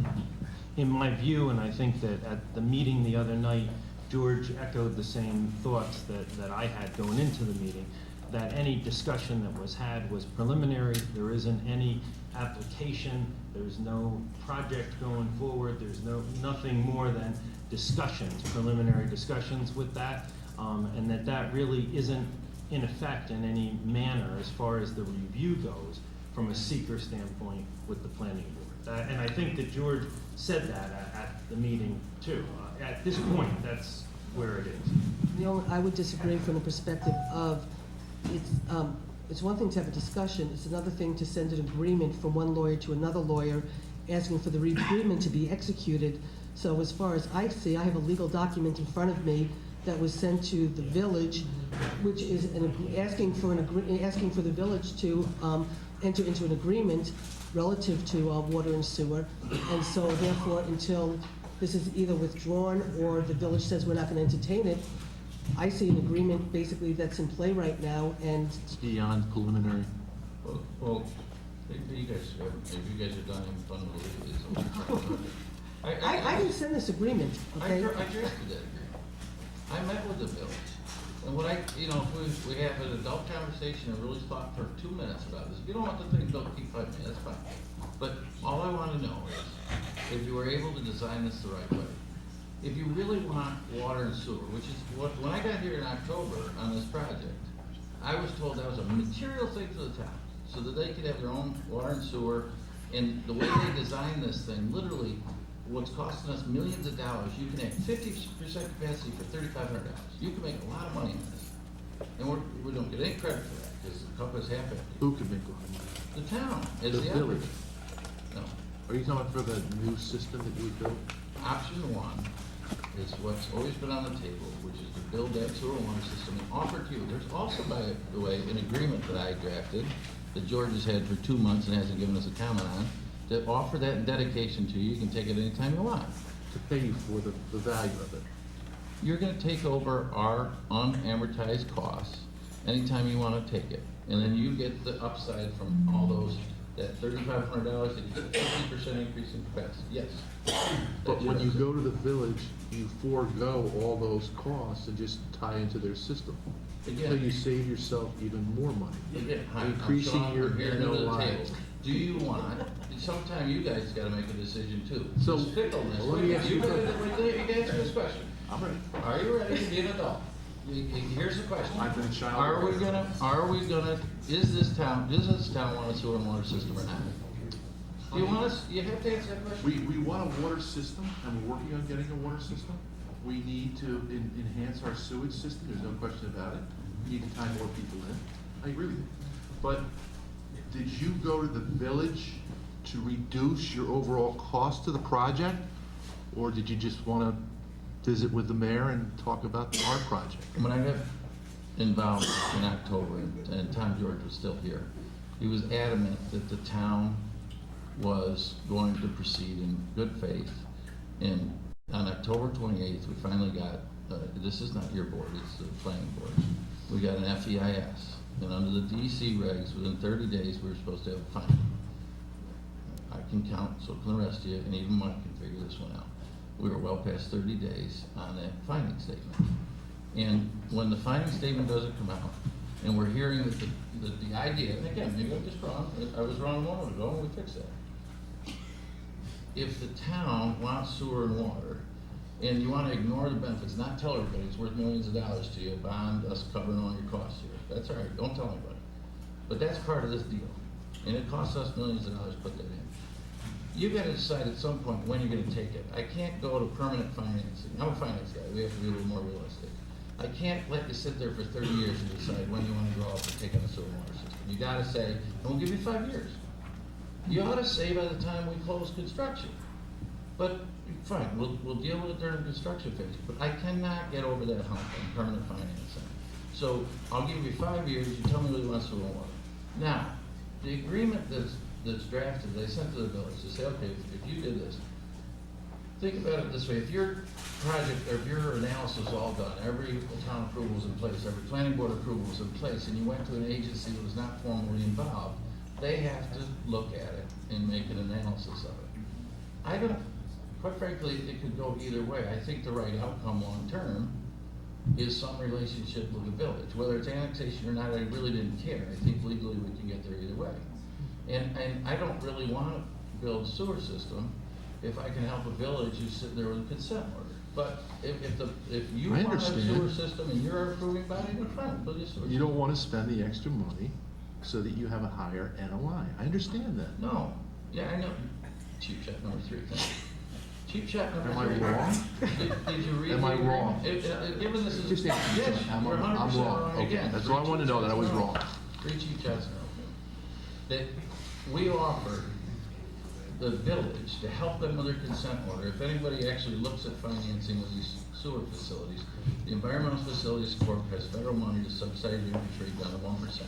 You will have a small local match, it's almost non-existent, but you gotta pay back.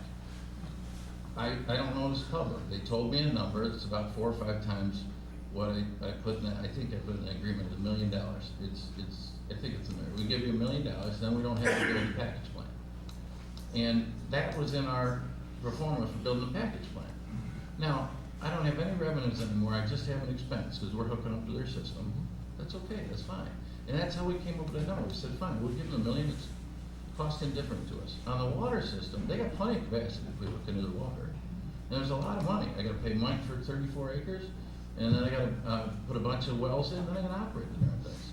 It's much cheaper to just hook into the town. They've got tons of capacity for water, or the village, excuse me. But that's what I need somebody here to say, because the planning board is not in that position. You have to tell me as a town board, do you want a sewer and water system or not? And if that's really material with you, then don't keep looking at this and saying, well, you're only giving me $4 here. I'm giving you the ability to make millions with a sewer and water system. Significantly. And you know it. I just want to, the planning board George and the planning board is here. You had made a statement about the fact that they had 30 days and that they basically Overdue. it's long overdue. So I would like to just have somebody respond over there to that statement. Sorry, George. To recapitulate the email I sent to Sean, in January of 2013, there was a public hearing on the DIS. Not all the fiscal impact information was available. At that time, it was agreed there would be a public hearing on the FEIS. The hearing was held, started on November 25th, approximately 1 month after the FEIS was circulated. There were 2 subsequent sessions of that public hearing. The public comment period on the FEIS was held open until January 6th. And there were 22 some odd comments were received, and those comments have to be reviewed and evaluated for response and planning statement, so that we do have a adequate public record and hearing on all of the comments and issues that were in the FEIS, which were not part of the DIS. That was the planned course of action since last January. So it has taken longer, but it is well underway and hopefully will be consummated in 1 or 2 more meetings. But it's been necessary. Can we get counterpoint on this one? I'm in George's chair half the time. The reg says within 30 days you issue finding. If you want to take the abused child you beat on for the last 4 years, excuse me, and say, do you mind if I take a little longer? That's why the reg says within 30 days you're supposed to do it. Just to be fair though, we didn't start beating on the child until they were 2 years old, or 18, About 18 months ago. About 18 months ago. So we waited for the child to be old enough to respond. So let's be slightly fair here. And we wouldn't even be having any of this conversation had not a new category been introduced into Ulster County IDA, allowing for this type of tax pilot.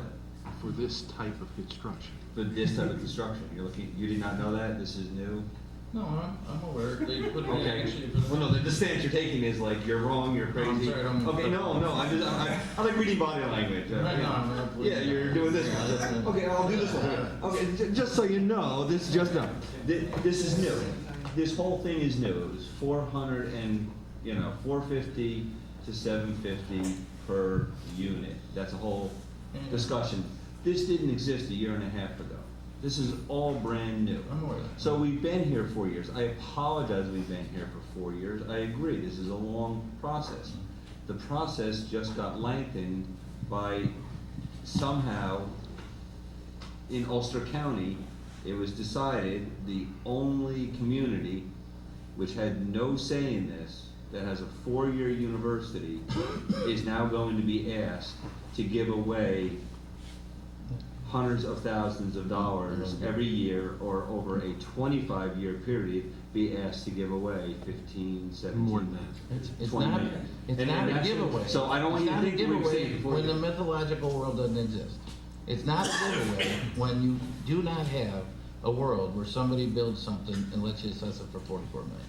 Doesn't happen, doesn't exist. And I have no problem with that, and I totally agree. So, again, unfortunately, I'm gonna keep coming back to, I really would like to see someone on this board, and again, Kevin, I would like to see a pro forma to show us that this project cannot be built with without any Yeah, tax abatements, and you can tell me honestly, this is not going to be a profitable project. And I'd like to I have a see- lot of, I'm just having, no.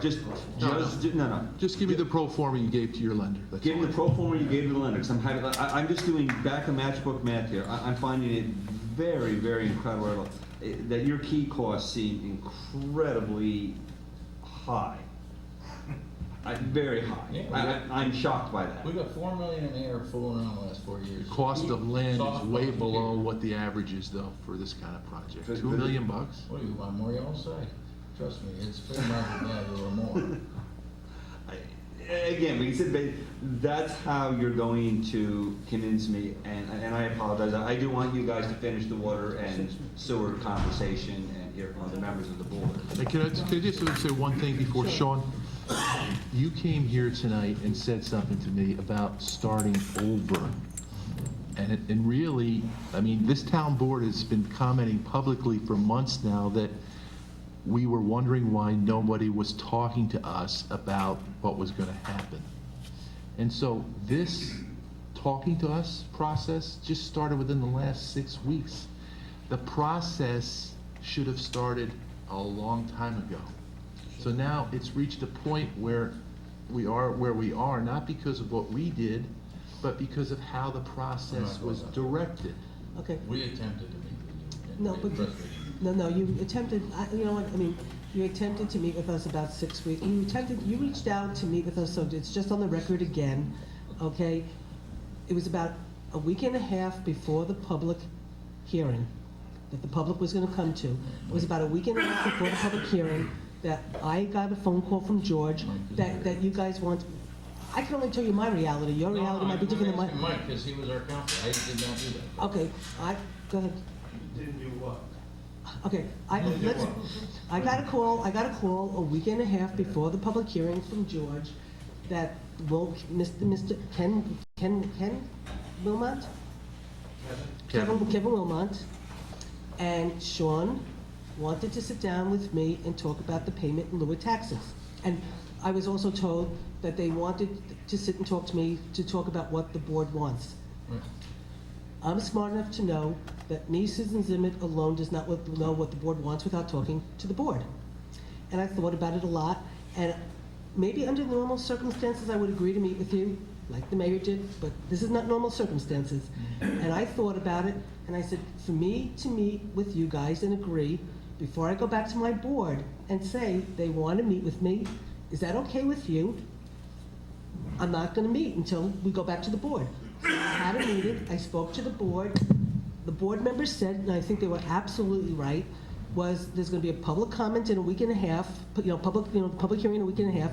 It's not fair to the community at this point to sit down and have a meeting and start talking and negotiating the pilot until at least the public hearing happens. Let the community have their opportunity to speak at this point, and that's what they wanted, okay? Doesn't matter what I wanted, this is what the board directed me to do. I told that to George. George called you and said, oh, well, actually, I'll step back. Councilman Logan said, I'd like for you, Susan, if you're gonna meet, I'd like them to come to a board meeting and do it in public. Quite frankly, I didn't say what I thought. I was very quiet, I was very good. I sat there and thought, Jeff's crazy. They're never gonna agree to come and meet with us in public and talk with us in public. That's not how you negotiate, okay? But I kept my mouth shut. George called you, That's twice we've agreed to that. okay, that I'm crazy? No, you don't negotiate these things in public, Okay, and somebody okay. has to speak on behalf Okay, of the town. so George then came back and met with us and said, you guys agreed to come to a meeting and meet with us. So I sat there, totally befuddled that you were willing to come and meet with us, but that was your decision, okay? And we set it up, and to get the meeting as soon as possible after the public comment, after the public input. You were going away, Kevin was going away, and so tonight's the night. So for you to sort of say that it's been impossible and it's so hard and you've been trying to meet with us and we've been so, that's just not true, okay?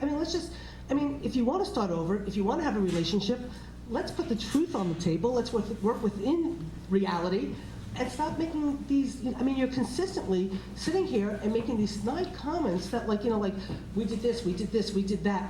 It's not true, okay? And we've been operating in good faith, whether you want to believe it or not, in the short time period that we've had to operate. And we have a lawyer sitting here. I talked to this guy more than I've ever talked to any lawyer before. I talked to him on Saturday night. I talked to him on Sunday morning. I talked to him on Sunday night, okay? We're constantly talking about how to do this project and move it forward and understand everything in a way that works, and we're open and we're whatever, and we're just trying to operate in good faith, and that's why we're sitting here tonight. And I feel like in some ways that you're the one who really doesn't want to start over and is really coming, you're the one with the attitude, quite frankly. So anyway, with that,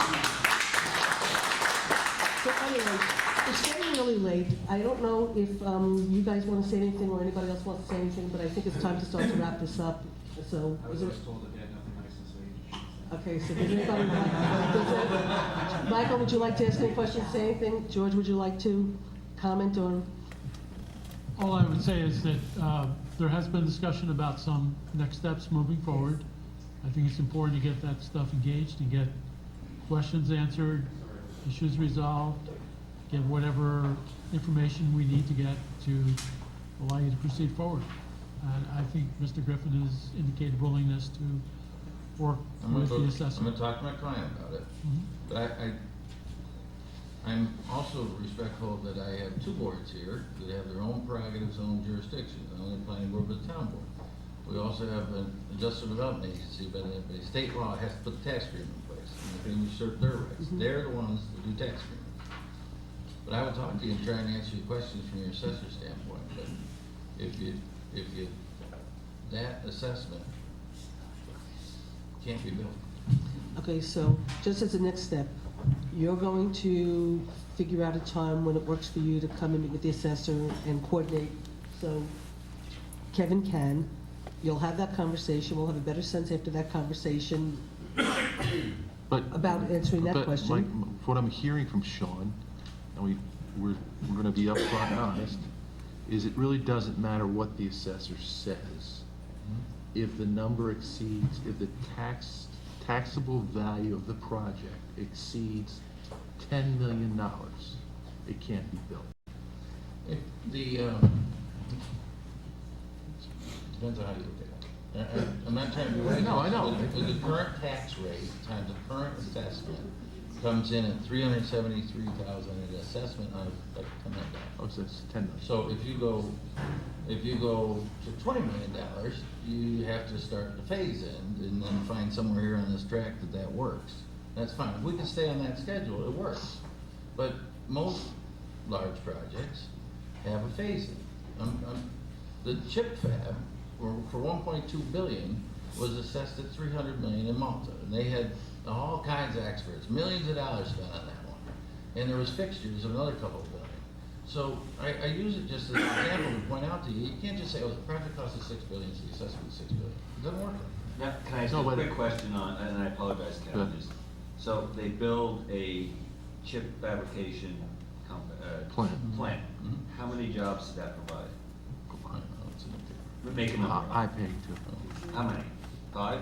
8? I know. 8 jobs? 5 jobs? Significant. 500 jobs. Significant. This project is going to produce 5 to 8 jobs. This project is gonna meet a housing need in your community. No, It's in a community called You're- SUNY University. I can No, disagree but, with that. we agree with that. We agree with that. We're not saying the project's a bad project. Right. What I'm saying is, you're comparing something that brought into a community. Do you have a chip plant you can come and build on this property for me? No, but the assessment Well, wasn't. because I'll take it, because It wasn't set because of You and I are gonna have an awesome- of the jobs. You and I are It gonna wasn't- have, you and I are gonna have a great But- conversation. It wasn't set because of the jobs, it was I set just- because of assessment techniques do not use project costs. But don't compare a chip manufacturing plant that's producing high-paying jobs to a housing development that is not going to produce the economic realities that high-paying new jobs. in the I do community will. compare to prove to you that project cost is not assessment, period, Okay. never is. We're not talking about- We we're not talking- understand okay. that So project Kevin- cost is not a set. I just want to be clear, though. Right. So if what you're saying is true, that our tax assessor comes in with a tax assessment that's 20 million or more, that the project isn't financially viable for your client. Well, if you say, and again, just talk openly, if you've said $20 million, how do I get that number back into the world I have to live in, which is reality? And at 20 million, if you say, fine, with a phase in like a 45B or something like that, that would mean about year 10 they would be paying on that. That's fine. I don't care how you do it, how you justify it. That's why everybody is having so much fun with this assessment discussion, but there's about 80 exemption programs that can or cannot apply for most large projects that are getting built, and they're not getting built in most upstate New York, because we don't have a lot of them unless a tax agreement is reached. So we can talk all we want, but there's a threshold at which I can't go above in the actual payment. I don't care if you call it a $4 million assessment or a $400 million So assessment. you- The tax payment has to be You in just cash. want our tax assessment of the project and any phase-in associated with that to meet your financial needs. Correct. That's all. Okay, Or I can build it. okay, so, because it's getting late and everybody's getting tired, and we still have to listen to the public, and then we still have a meeting, is there anything else that anybody needs to say, ask, question? Next steps that we want. Okay, so the next steps, as I understand it, Sean is going to get in touch with George to set up a meeting with the assessor and Kevin. But why? Just go see. We can just to have a meeting with the assessor, because that's the right next step I'll to go. do, okay? Meanwhile, simultaneously, the planning board's gonna finish up their finding statements. and the town board will, I guess, have to determine what our next steps are. So Sean, when you I go would to, ask that the town board at least give a shot at looking at the agreement you've had, George has had for 2 months. Do you want dedication of sewer and water or not? No. Well, then, fine. If the public gets to decide, I'm fine with that. Just give me an answer. we need to sit down and talk about that some more. Well, that's what I'm asking for that. Well, Okay, well, we'll sit down. we and can, talk we can have more meetings. I mean, honestly, can. we were having a conversation about the sewer and water and where we wanted to go and how we wanted to proceed. And once again, we were paying for lawyers and engineers to help us understand where we could go with the sewer and water. And then I was sitting at an IDA meeting, trying to work in good faith, when I was told that you went to the village and had a meeting with the village, and I was just so floored that at that point, you know, we just haven't had conversations on sewer and water anymore, because we sort of felt like, what was the point? Well, the point is that after a very extended and protracted planning board process, which we're all, I hope almost done with, there's been, I thought, 2 issues leaked out for now subsequent town board action that extends this further. One, you're now corrected me, I don't need your local law, that's great to hear. And 2 is this agreement. You either want the agreement or you don't. You either want us to build sewer and water. And if you don't want it, I want to be able to evaluate what we do in sewer and water. So tell me what you want, sewer and water. It's a fair question. Well, wait a minute. No, we're not gonna talk about going forward, because it materially changes our deal. I don't know No, I if I buy said 34 acres from you, Mike. No, I said, they said that they're gonna talk about it going No, forward. they're I not. think they're That's gonna be the decide decision tonight. Well, you know, when they tell us, then we can. well, honestly, I can tell you right now, I mean, I can sit here and say, looking at this agreement, that well, first of all, and Jeff can explain it better than me, we don't really quite honestly see how you get sewer and water from the village anyway, because they have laws in place. One is annexation. Annexation takes the vote of the town board. No, okay, so annexation needs the approval of this board and the village board. Ideally. Okay, so if you don't get the approval of this board, You can take it up on Article 78. right, exactly. No, that's not true. Well, we could be, George, I don't need your Okay. consent if you don't want to consent. But if you want to consent, I'd prefer that. well, we can argue about whether you need our consent or not, okay? We believe you need our consent, but that could be a debate for another time, I guess. The village, I mean, Jeff could explain what. The village water, to get water, the village cannot give water to anyone outside of the village, and that's in their contract with the DEP. So unless you're in the village, you'd have to be annexed to the village to get water. Annexed or DEP amendment, correct, I agree with you.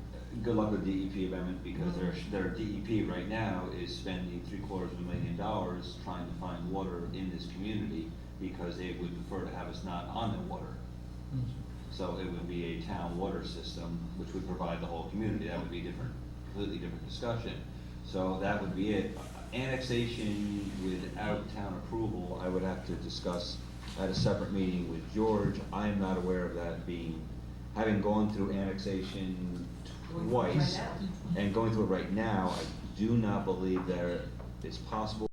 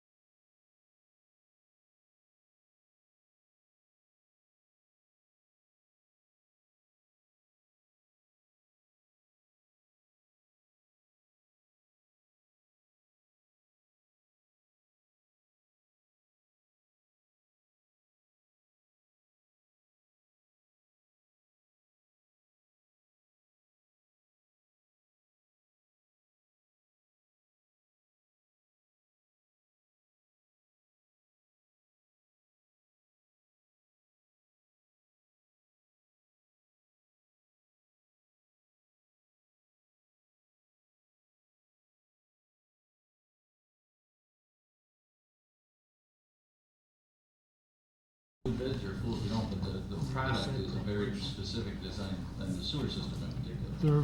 Both systems have to be approved by the regulatory authorities, so We understand, we understand. They're waiting for a finding statement. There was just one other, when you were talking about going forward on it, Sean agreed to sit down with the town board and go over the material that he went over with the IDA. No, I did not. I mean, you can say. Okay, no, I'm just trying to see if that was what you said before. No. It wasn't? I'm Okay. gonna go talk to my client about this. Right, And I'm okay. asking at the same time I find out whether we're putting a sewer water system. All right, so you're gonna follow up with your client about giving the same information? And the board's gonna talk and tell me whether they want sewer water. I just want to clear up, I don't know if it's an urban legend at this point or not. What I've been told was when you started this project,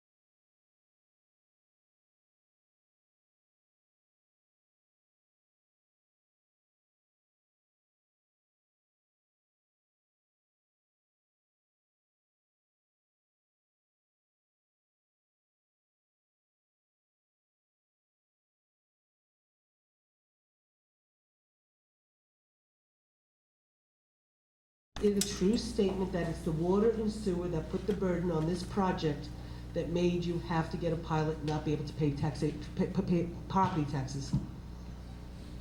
I'm not sure who you're trying to quote on that, because I told you I came in. Yeah, that's why I said you might not be able to Mike's answer. got local counsel, so Mike, can you tell me that affirmative statement was made that we don't need a tax permit?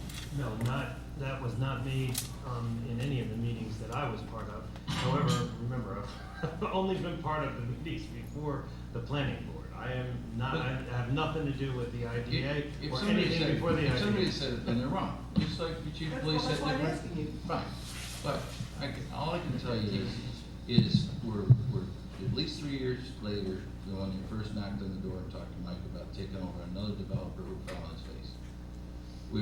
That means our construction costs are up. Every year, construction costs get worse. And this market in particular, we're gonna see it in our bidding, because you're seeing some of the impacts of some of the aggressive stuff up in Malta. So, whether we like it or not, our costs are up. The sewer and the water, that's why I'm asking, I'm begging, just tell me yes or no, so we can design it. I have to say something. Okay, well, we don't, in 2 minutes, we're gonna actually close this down, and then we're gonna let public comment. He'll stay and listen to public, we have to do this in an orderly fashion. So what I would like to do at this particular point in time, is there anything else anybody wants to say, after we close this portion down, and then open it up? Is everybody okay? Anything you wanna finalize or say? I just wanted to tell the board, thank you for meeting with us. I appreciate it, and thank you for your questions. Thank you for your time. And your time. Thanks, okay. So what we're gonna do, you guys are welcome to stay if you want, you can stay at the table if you want. But what we are gonna do now is, we're going to open it up to public comment. What I am going to ask though is public comment, it's not questions to the developer unless the developer should wanna answer, but it's public comment. And we all know how controversial this is, we know how emotions are raw. I would really ask when you get up and make your comments, to just try to do it as respectfully as possible, because that's what we like to believe in as a community. So with that, I will start with the list here, which was Ira Margolis. So what I'd like for you to go, okay, so what we're gonna do is have Josh Honick first, please go up and use the microphone and look at the camera.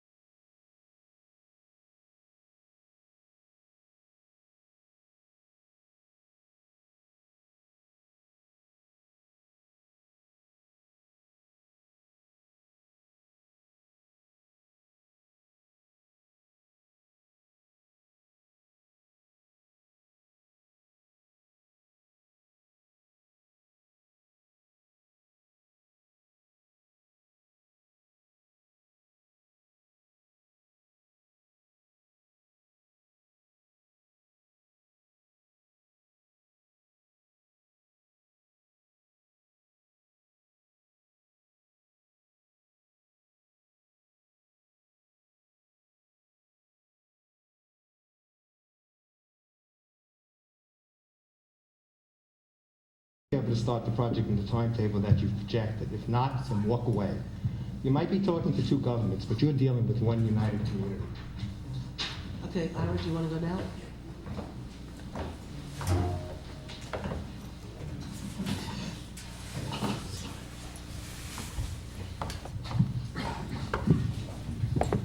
Thank you. When this situation, or I first got involved in this situation, I always had the feeling that the college was misrepresenting what they've been telling the community.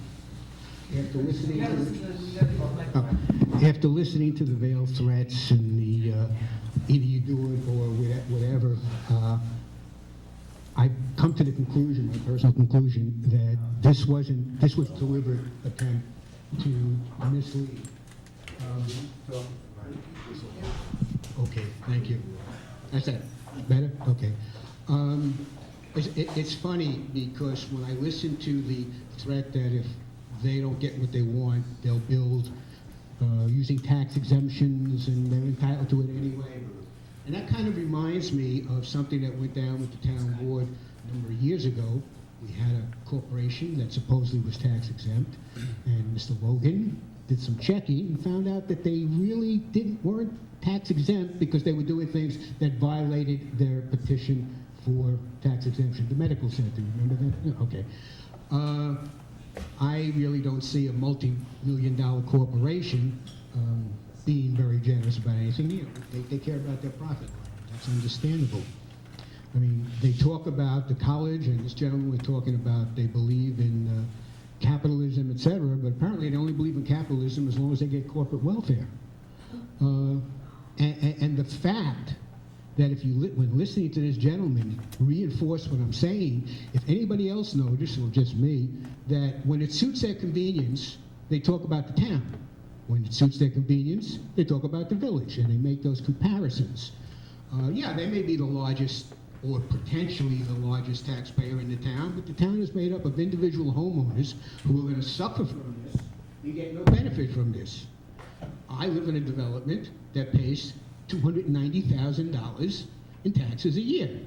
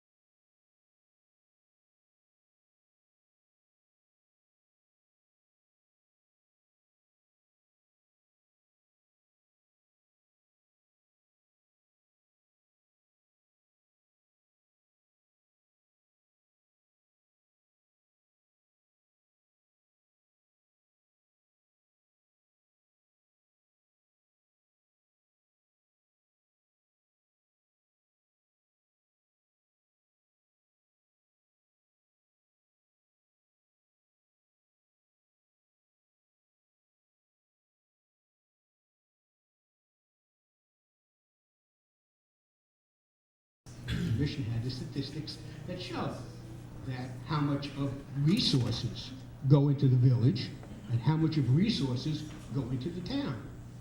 Now, the gentleman wants to make veiled threats, that's okay, I can understand that. But I just was wondering how the college would feel if the town decided, you know what, we don't really have to send all those police into the village. What do you think is going to happen to the college if the college town gets a reputation of not being safe because there's no police protection there? I mean, basically, they're a town police force, and yes, just like the county and just like the state, they must protect the residents of the village, not the businesses, not everything else. They got to protect the residents. Nobody would do that because Susan is not the kind of person that's going to turn her back on the residents. But it's when you make threats, you can make threats on both sides. This is totally an economic benefit. Whoopee-doo. Stop separating the town and the village. You tell me what economic benefit there's going to be to the town residents who are going to have to bear this burden, as opposed to the village, and even the village residents, the 42% that actually have to pay taxes, get no benefit. Because, oh, okay, this is my last point. The benefit, the so-called benefit, will go to the downtown business owners. And in most cases, the downtown business owners pay less taxes than an individual, than the individual homeowner who uses none of the services, not 60% of the services that are necessary. So, this whole nonsense about there's this benefit, there's that benefit, it's not true. There's no benefit to the people who are going to have to pay for this and who can possibly have to lose their homes because this money has to be made up somehow. Thank you. Thank you very much. John Johnson?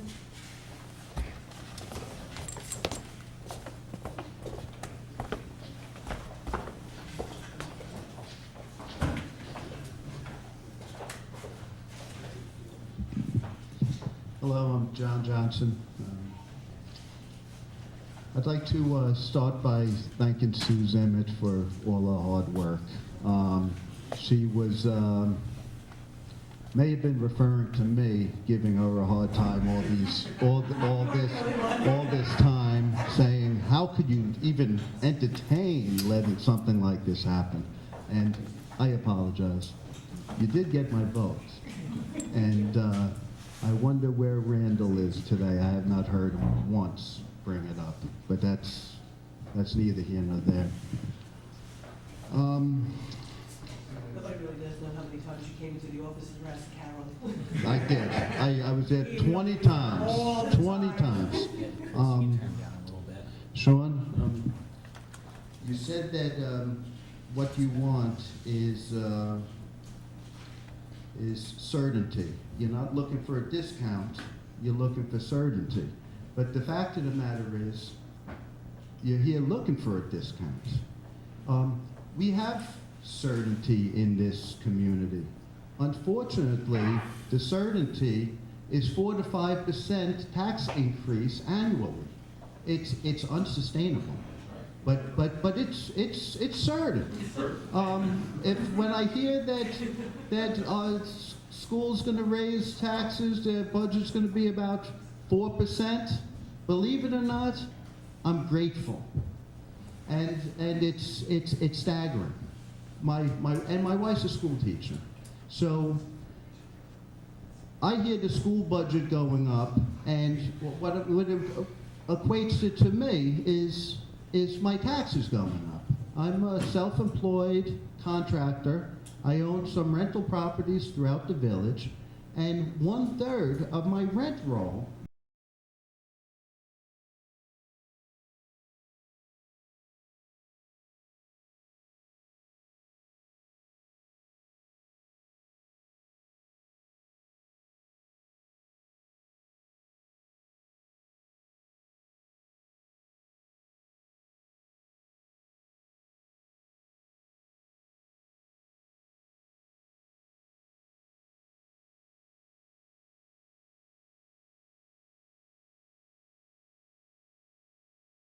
people that have been here, how long have you been here?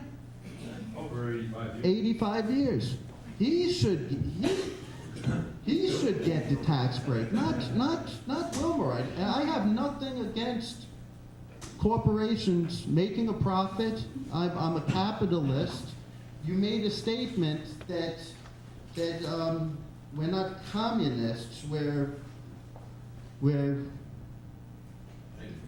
what I have it here.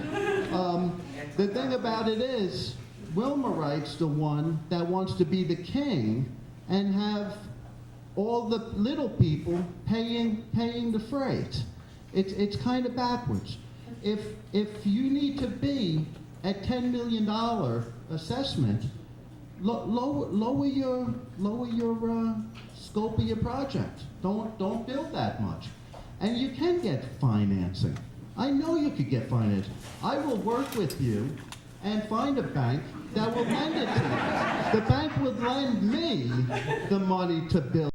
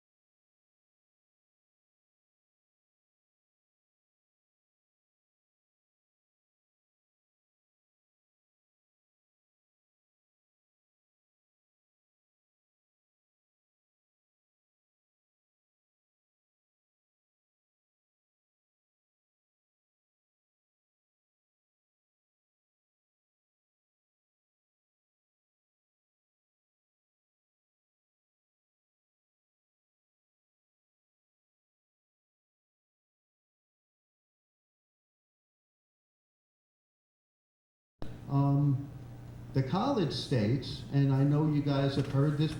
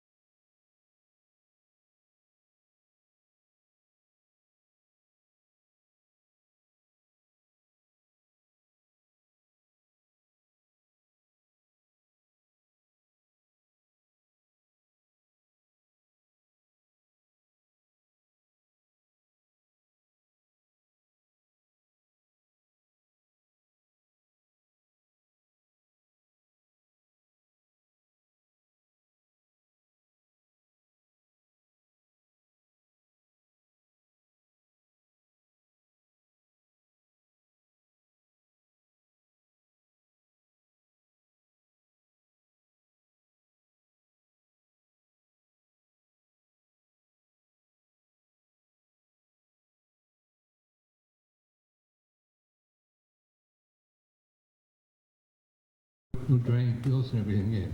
That would be a big expense to me. And if my well breaks down, I just had to put a new submersible pump in. But I'd like to say to the town board, Teddy Roosevelt always said, walk softly and carry a big stick.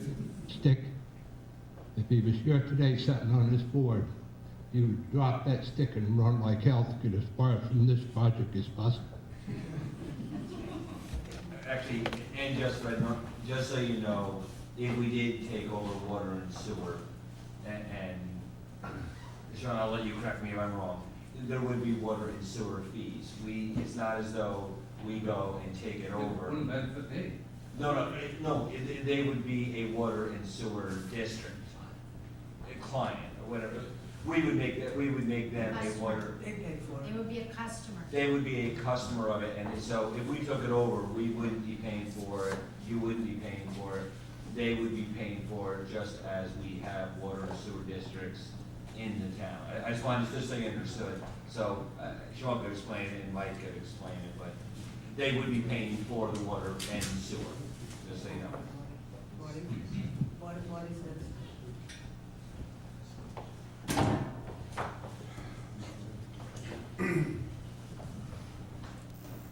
My name is Marty Irwin. I live on Jansen Road. I've worked with your organization in the Oldfield many years ago. She may or may not still be there. I have some familiarity with the financing of housing projects, although mine were seniors housing. They use tax-exempt private activity bonds, federal low-income housing tax credits, and a bunch of other projects, funding. I had to write but 4 letters. My concern is that 4 years ago, when you folks came here, you must have done a pro forma that said the project works, or you wouldn't have invested some of that $4 million in soft costs you spoke to. The IDA didn't allow for pilot agreements 4 years ago. It's a relatively recent addition to their toolkit. How can one write a but-for letter that says, but for this assistance, my project isn't viable, but for 3.5 years, and I know you can't answer questions, I know it's not a question and answer session, how can your company say that for 3.5 years, we're going to spend this money, no expectation of a pilot, or maybe there was? It's an issue, and I point that out, just as an observation as a concerned citizen. When I did my project, I didn't have pilot agreements, but they were financing tax credit projects and other subsidized housing projects. The state of New York in 2006 passed real property tax law section 581A that allows to use the income approach to assess a property. And I'd like to suggest that as you all are discussing, consider alternatives such as that approach, even though it's not specifically legislated to be applicable, as I understand it, to your project. It's not unregulated environment. No, it's not HUD radio. That's correct. That's what I'm saying. It's not your kind of project. I did different ones. I used different funding sources. You're not using those. You don't fit, I don't believe, under section 581A by right, but it's a methodology. And to the extent you're negotiating what you're going to pay in taxes, I believe any mutually agreeable methodology is acceptable. Just in fairness, an income approach was begged for by that housing industry because their income is so low, and the only way they build those buildings is those federal tax credits, 4% or not. Yeah, absolutely correct. Absolutely. It was a but for. Exactly. I had to write a but for letter that said, but for this subsidy, this project doesn't work. And that's my point with 4 years ago, there was no pilot option. So but for now, saying I could for a year, 3.5 years, do something, 2.5 years, I'm sorry. I would encourage that when the town board looks at a pro forma, if they do, that they focus on things like what is the stated amortization period, because by changing a variable just a little bit, you end up with a lot different bottom line. So what was the debt service coverage ratio that was incorporated into that in order to induce the financing? And you mentioned that yours required 1-to-1.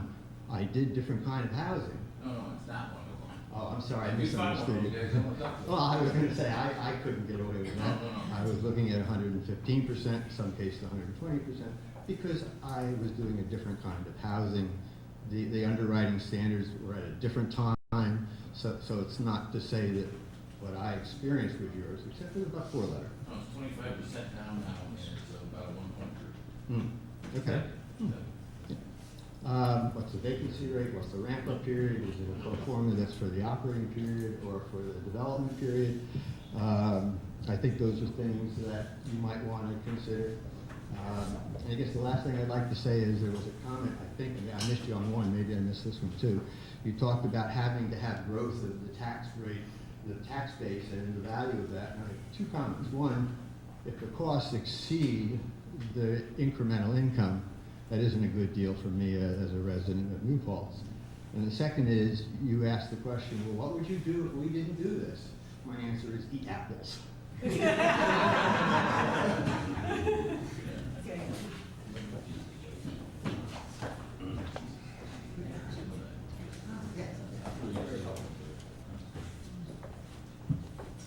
Hi, my name is Tammy Friedman. I don't really have any long, speech to talk about tonight, but I'm very confused about a lot of this fuzzy math that I heard about, and talking about going to the assessor and making something look like it's a $10 million number. It was said here, and I just don't understand how this is taken seriously. And I'm a little concerned about some of the things I heard tonight. I also heard talk about, check things out on Google. I checked a couple of things out on Google, and I looked at something called Sibley Building, and they're not getting taxes. Their taxes are not getting paid. And I'm really concerned, even if we did negotiate, that we're not going to get paid anyway. So I don't even see the point. And another thing, a long-term situation.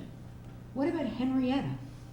They just flip properties because it's worth a fortune once you get these tax benefits. Now, I'm just concerned that we're even having the discussion. That's all. I'm concerned. I'm really proud of our board, though, for a lot of the comments that were made and the time that goes into all of this, and a lot of time that's been going into all of this, wasting our time, money, and energy. And I'm also really concerned about your project, to be really honest, really honest. Have you checked out Craigslist and Airbnb and seen how many vacancies there are? There's a ton of vacancies, and a lot of your properties, like a lot of your malls, become like these bankrupted situations. I think you might have left, before that happens, but I could see that happening here. And I'm not just saying that because I don't like the project. I really don't believe it's a great project. I don't think it's a good project at all. And as a citizen of this community, you know what happened at the last meeting. This community really does not support you guys. And when the community doesn't support something, it doesn't make for good neighbors. So, I don't know, just doesn't look good to me. Thank you.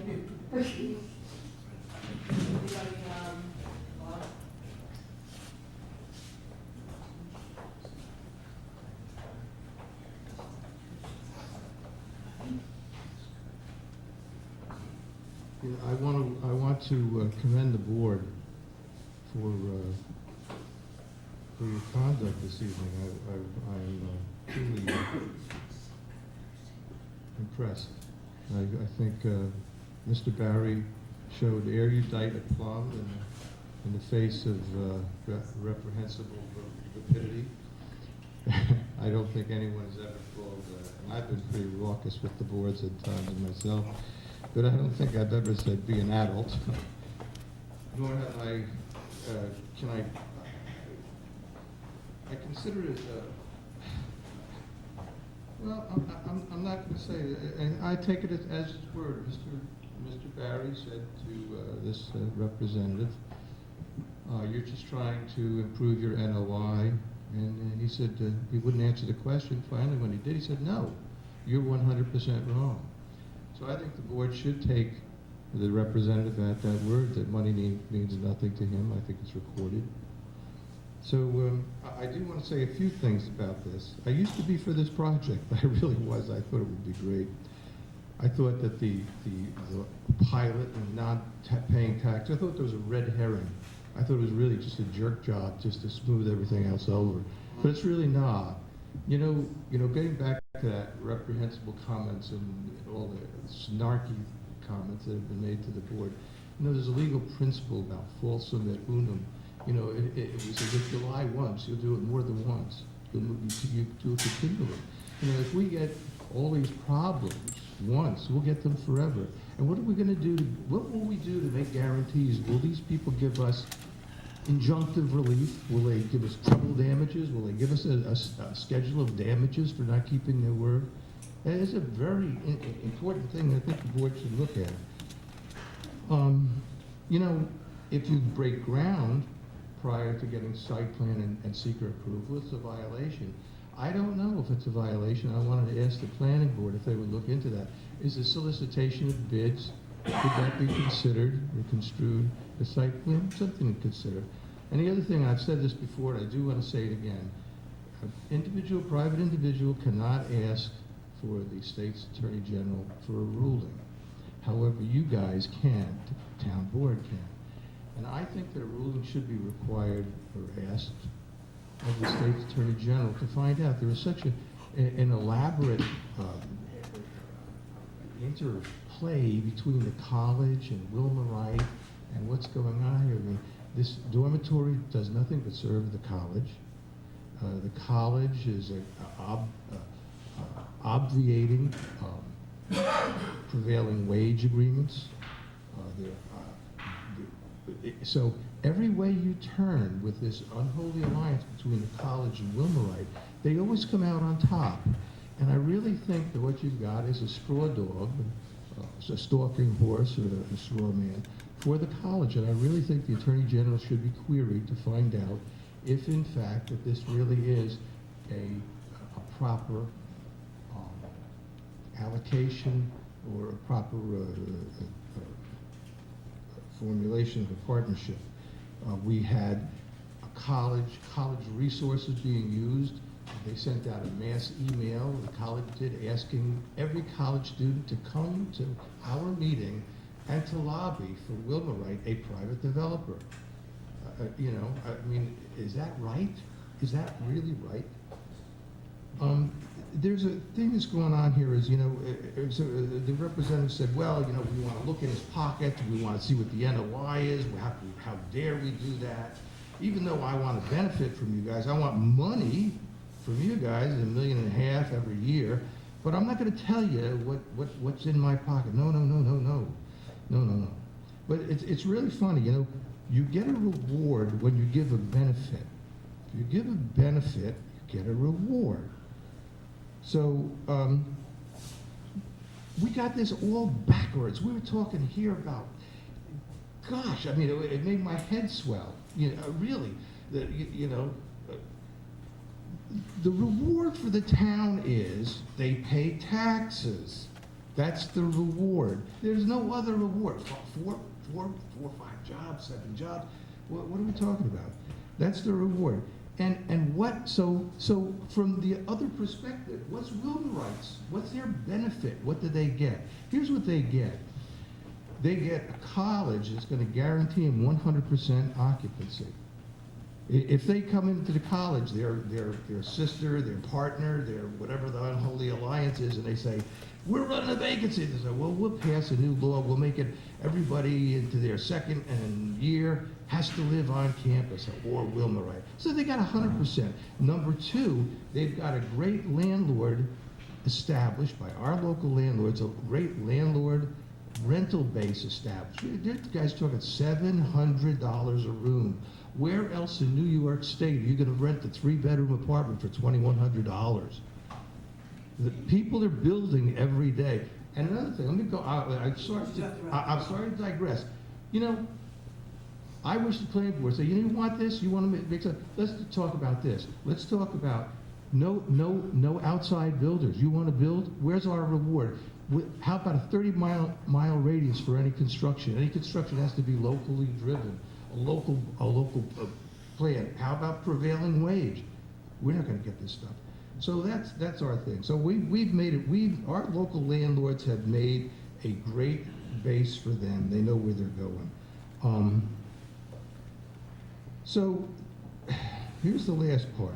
Nobody asked these guys to come in and spend $3 million. I didn't ask them. Did you guys ask them to come in and spend $3 million in soft costs, $4 million? I didn't ask them that. And then, if we don't give it to them, they're gonna leave. And the Wilmerite representative even said something about 7 or 8 guys standing in line. Let me tell you something. We're getting threatened that they're gonna leave. Let me tell you how stupid this is. You know, you couldn't have bought more animus here from this community tonight than what you did. You couldn't have paid for how many people you turned against you tonight. I hope you tell your client that too. But here the last part. That $3 million, $4 million in soft costs has already cut the waters. It's made a cookie cutter for the next guy. And there are people, let me tell you, I can name 3 or 4 people right now who will jump right into this project. And you know what, they'll jump right in and they'll go through all the public records and they'll have $3-4 million worth of already paid for soft costs. So if you think that these guys are threatening you, they're gonna pull out, you should say, go ahead, leave your $3 million on the floor. Thank you.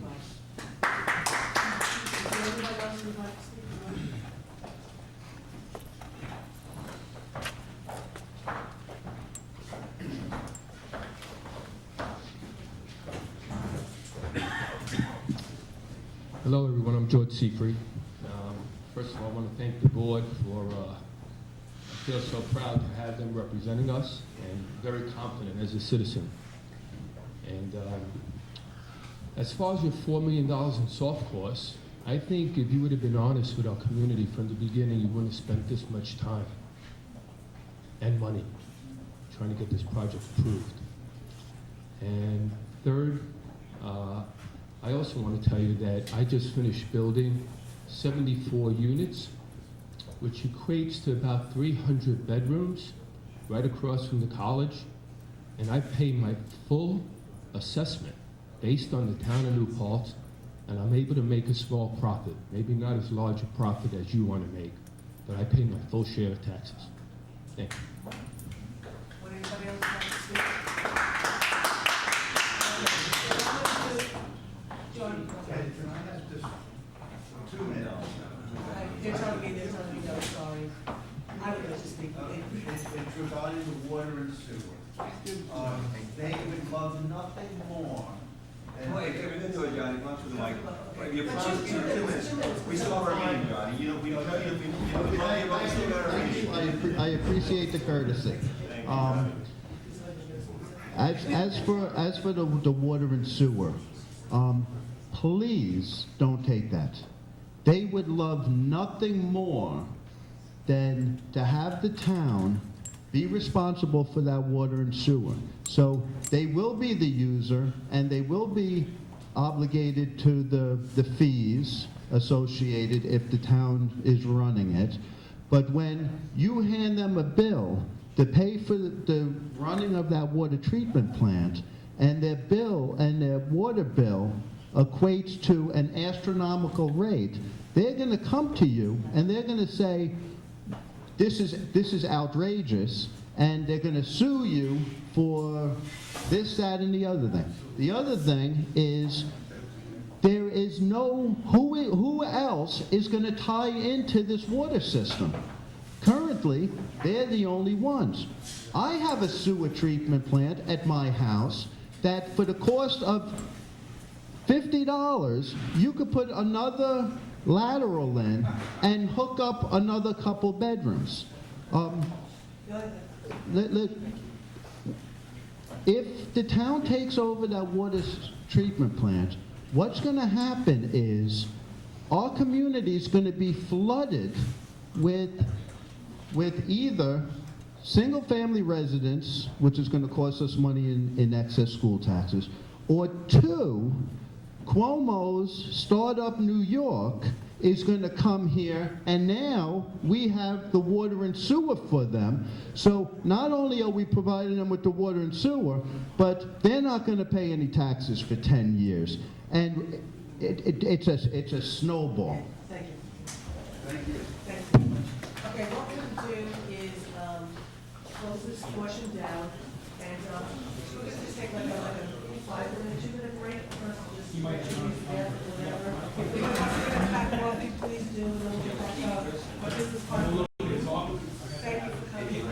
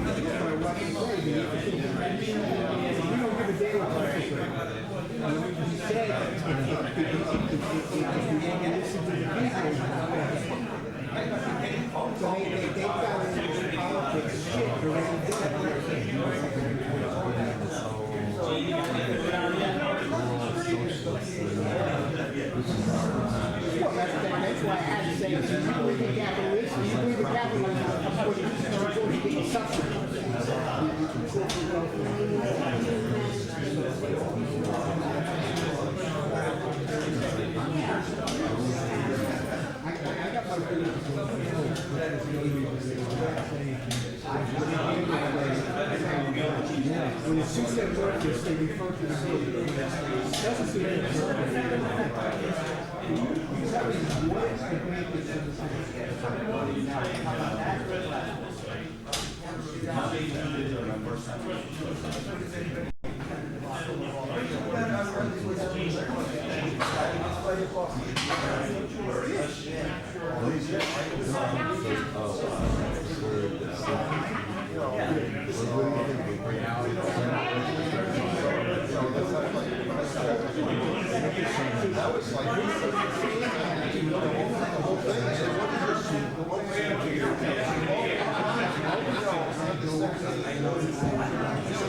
Why, as a senior citizen, can I get fully affordable housing? Students can get affordable housing for what they can.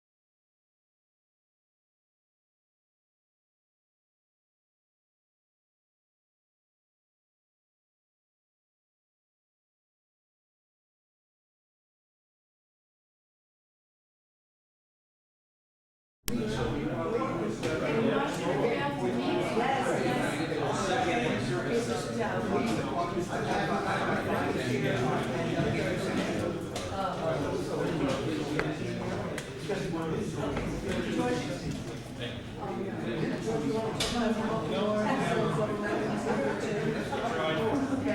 Guys, we're getting back to our meetings. We need to take conversations outside. Okay? Conversations outside. Okay. Let's start with the local law for charging stations. We had the public hearing. We went for it.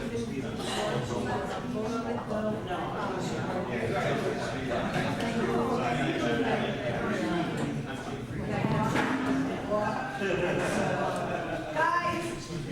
Thank you. Out. Okay, so, I would like to adopt the local law tonight. We have our planning board chair, we have our attorney here, so, we did a secret, we didn't. Do not do a secret, you do have a short form EIF, you can review that information. So can we do that right now? I believe we can.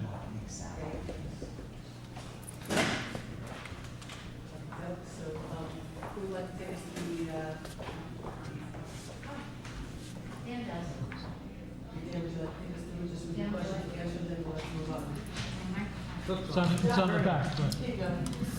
Just gotta read down the Explain, question. explain to Dan, help Dan to go through his first secret.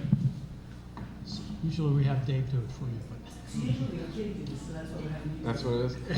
So literally, you just want me to read these questions? Read the questions and then there would be discussion of an answer. Start at number one, is that what you told me to do? Yeah.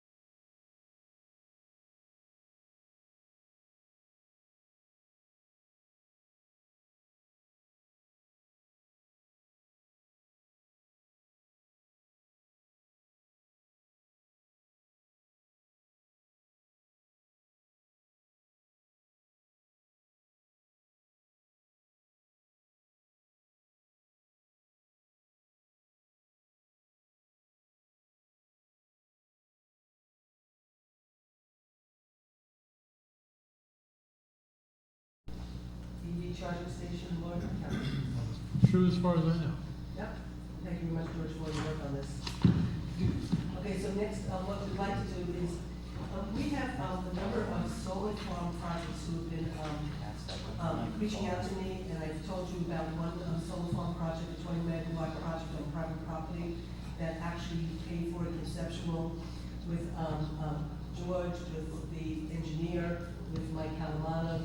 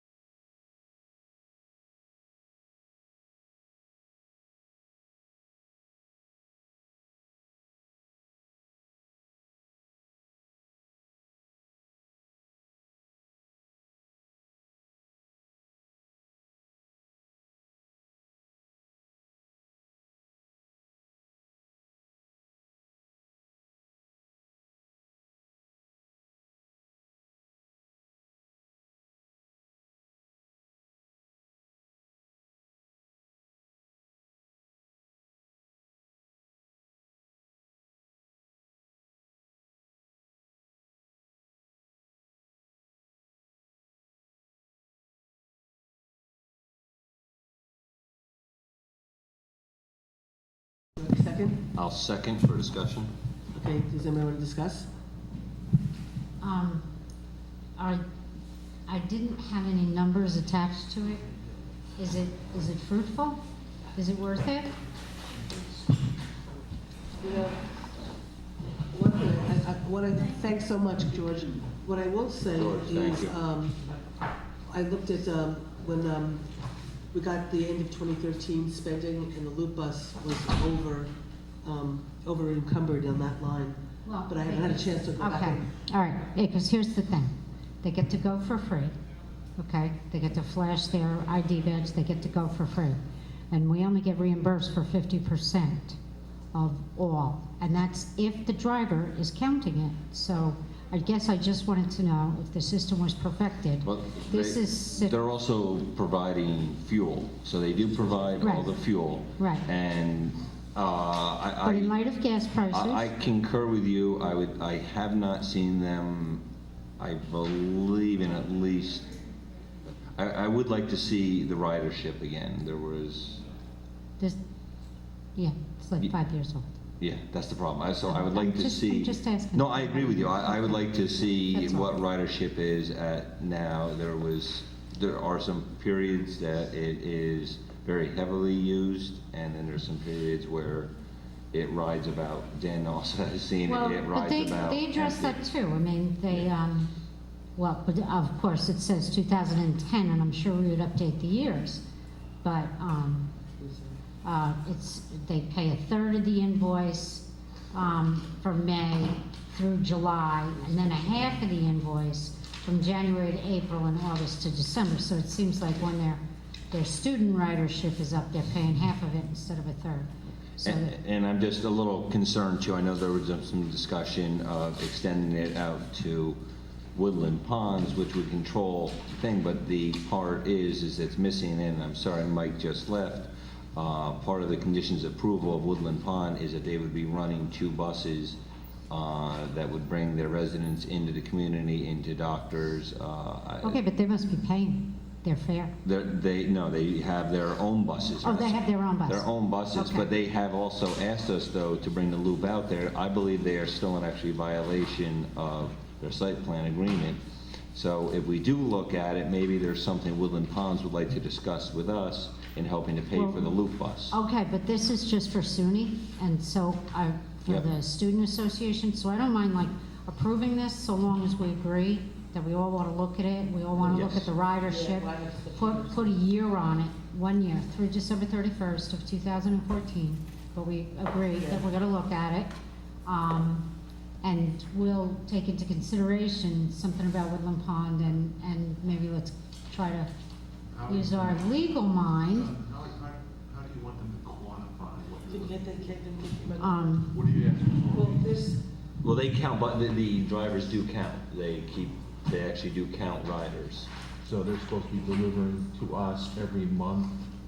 so we have, we do have here, they send a revenue and expense, prepaid bus passes, fares collected, state operating assistance, national transit data, in-kind fuel. So what we could do is we could either. But again, we haven't seen that in I haven't seen it in several years. I So believe we a could couple do one years of two ago was the things. last one I saw. We can approve it, or if you want to put it on hold, then we can actually have maybe some of the, Well, I think the only difficulty might be if we put it on hold. I don't know if legally, if the student association can then cut us the checks. Okay, and it's actually. Does that sound possible, Dan? Yeah. I'll look at someone who's a recent student. Well, why don't we, I know student. Right. you have to have an agreement, yeah. Right, I think there was, and I know when Susan came into office, one of the things she did was recover some funds because there were some missing signed contracts. And the student association said, well, we didn't have a signed contract, so they said legally we can't pay it. Okay, well, it So- says here, and this is, I'm sorry, I didn't mean to. No, go ahead, no. Okay, it's just that I found it, and Kevin said, how did I want it accounted for? It says in item number 7, the association recognizes that the effectiveness of the system in fairness to both parties relies upon the ability of the bus drivers to accurately account for and to record the use of the ridership passes which are subject of this agreement. Having so represented, the parties agree that the sole acceptable means of proof for purposes of utilizing each pass is the physical display to the driver by the intended rider of a valid identification card issued by and through SUNY New Paltz to members of the student body, faculty, and administration. Having so represented and agreed, the parties further agree that in the absence of the possession or exhibition of a card, or upon failure or refusal to have a card, blah, blah, blah, faculty or administration members shall be responsible for the direct payment to the bus driver of the recognized fare. So the means are right in the contract. And so I don't know if we've been doing it or not. So Jean, we're Yes. just looking for a log from them, right? Monthly log? Which actually, I think we get it quarterly. No, we get monthly, monthly ridership report. Does Wait a it second. break out the This is number? December, yeah. This is some stuff that was Breaks out the happening, students? which I could try to have us start forwarding. Yeah, it does. Okay. All right. We could just start forwarding it when I get it.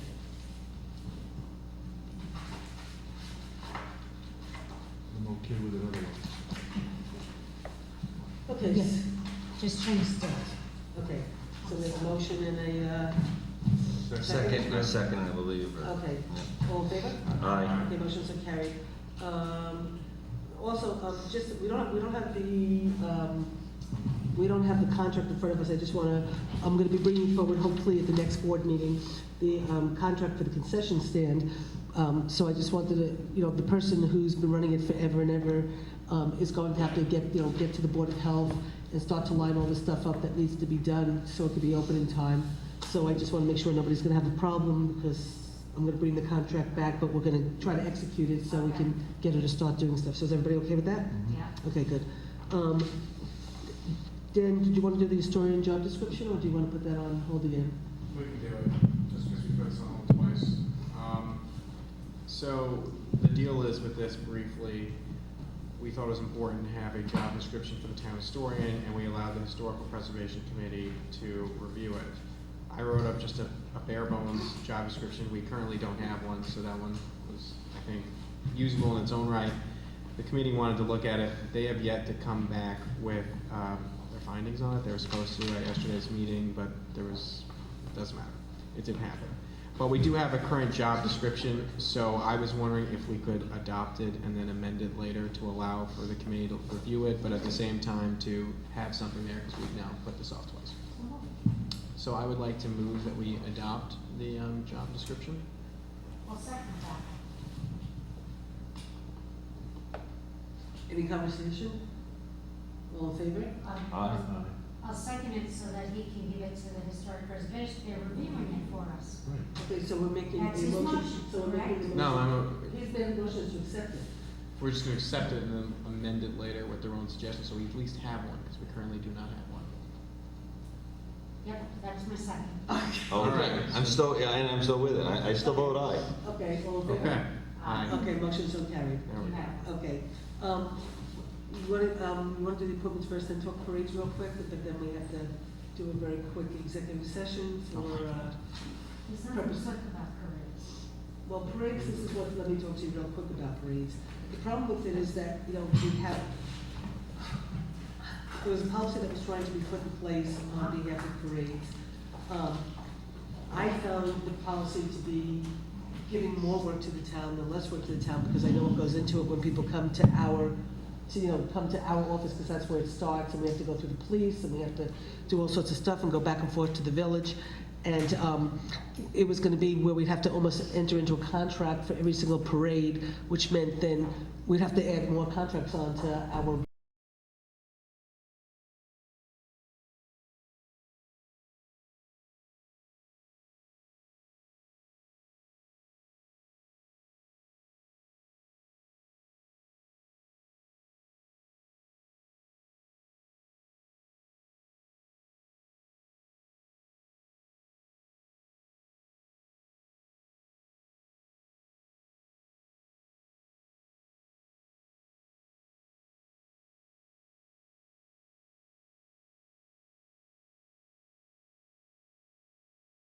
that they would basically offset the cost, by making a donation to the town. in order to have the parade. Last year, the regatta, I think the regatta said they weren't gonna do a parade again, or they were gonna raise money to help. So anyway, Does anybody raise money for regatta anymore? they do raise money. And you actually, and I had some discussions with us, I'll use the Baseball Association, for example. You can't charge, as we know, though, we're not charging for police, because you can't charge for police, it's an impact fee. So it covers all of your costs, which may or may not include police. So I will use, for example, the baseball parade.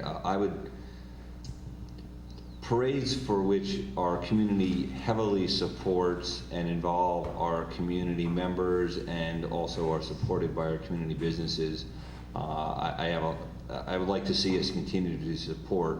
I will use the example of the Little League Parade or Baseball League, because it only exists surely because of community members volunteering.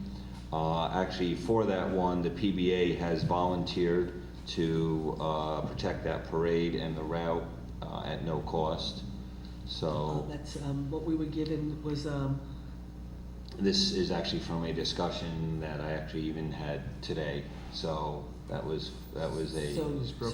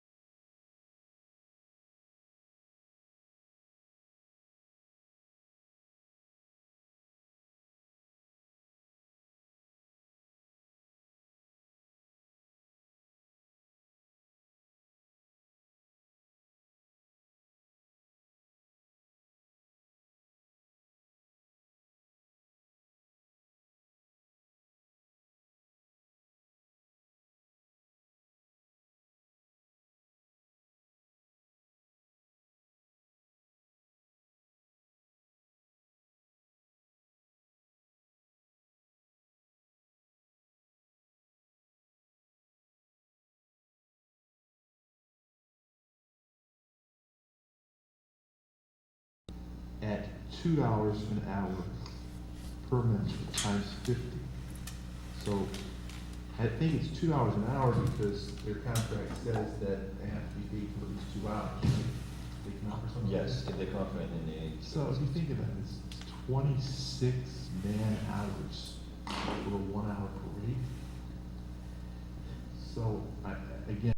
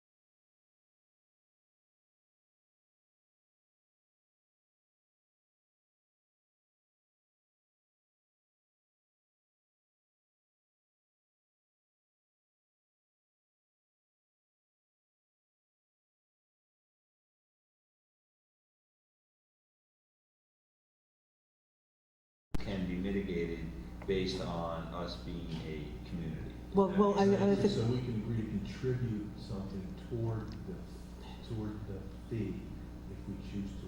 well, And like, certain like, members can also go well, like, in other words, if, like, in other Community words, fees. we go and we have to ask the police what, whatever, and, but then, so, for example, for the baseball association, which again, they used to march around the high school and stuff, but with the baseball association, if all these PBA members, because their kids are in Little League, want to donate their time, so then the impact fee for Little League would not be this cost, because they're bringing the cost down. If the same thing with Regatta, they could raise the money, you can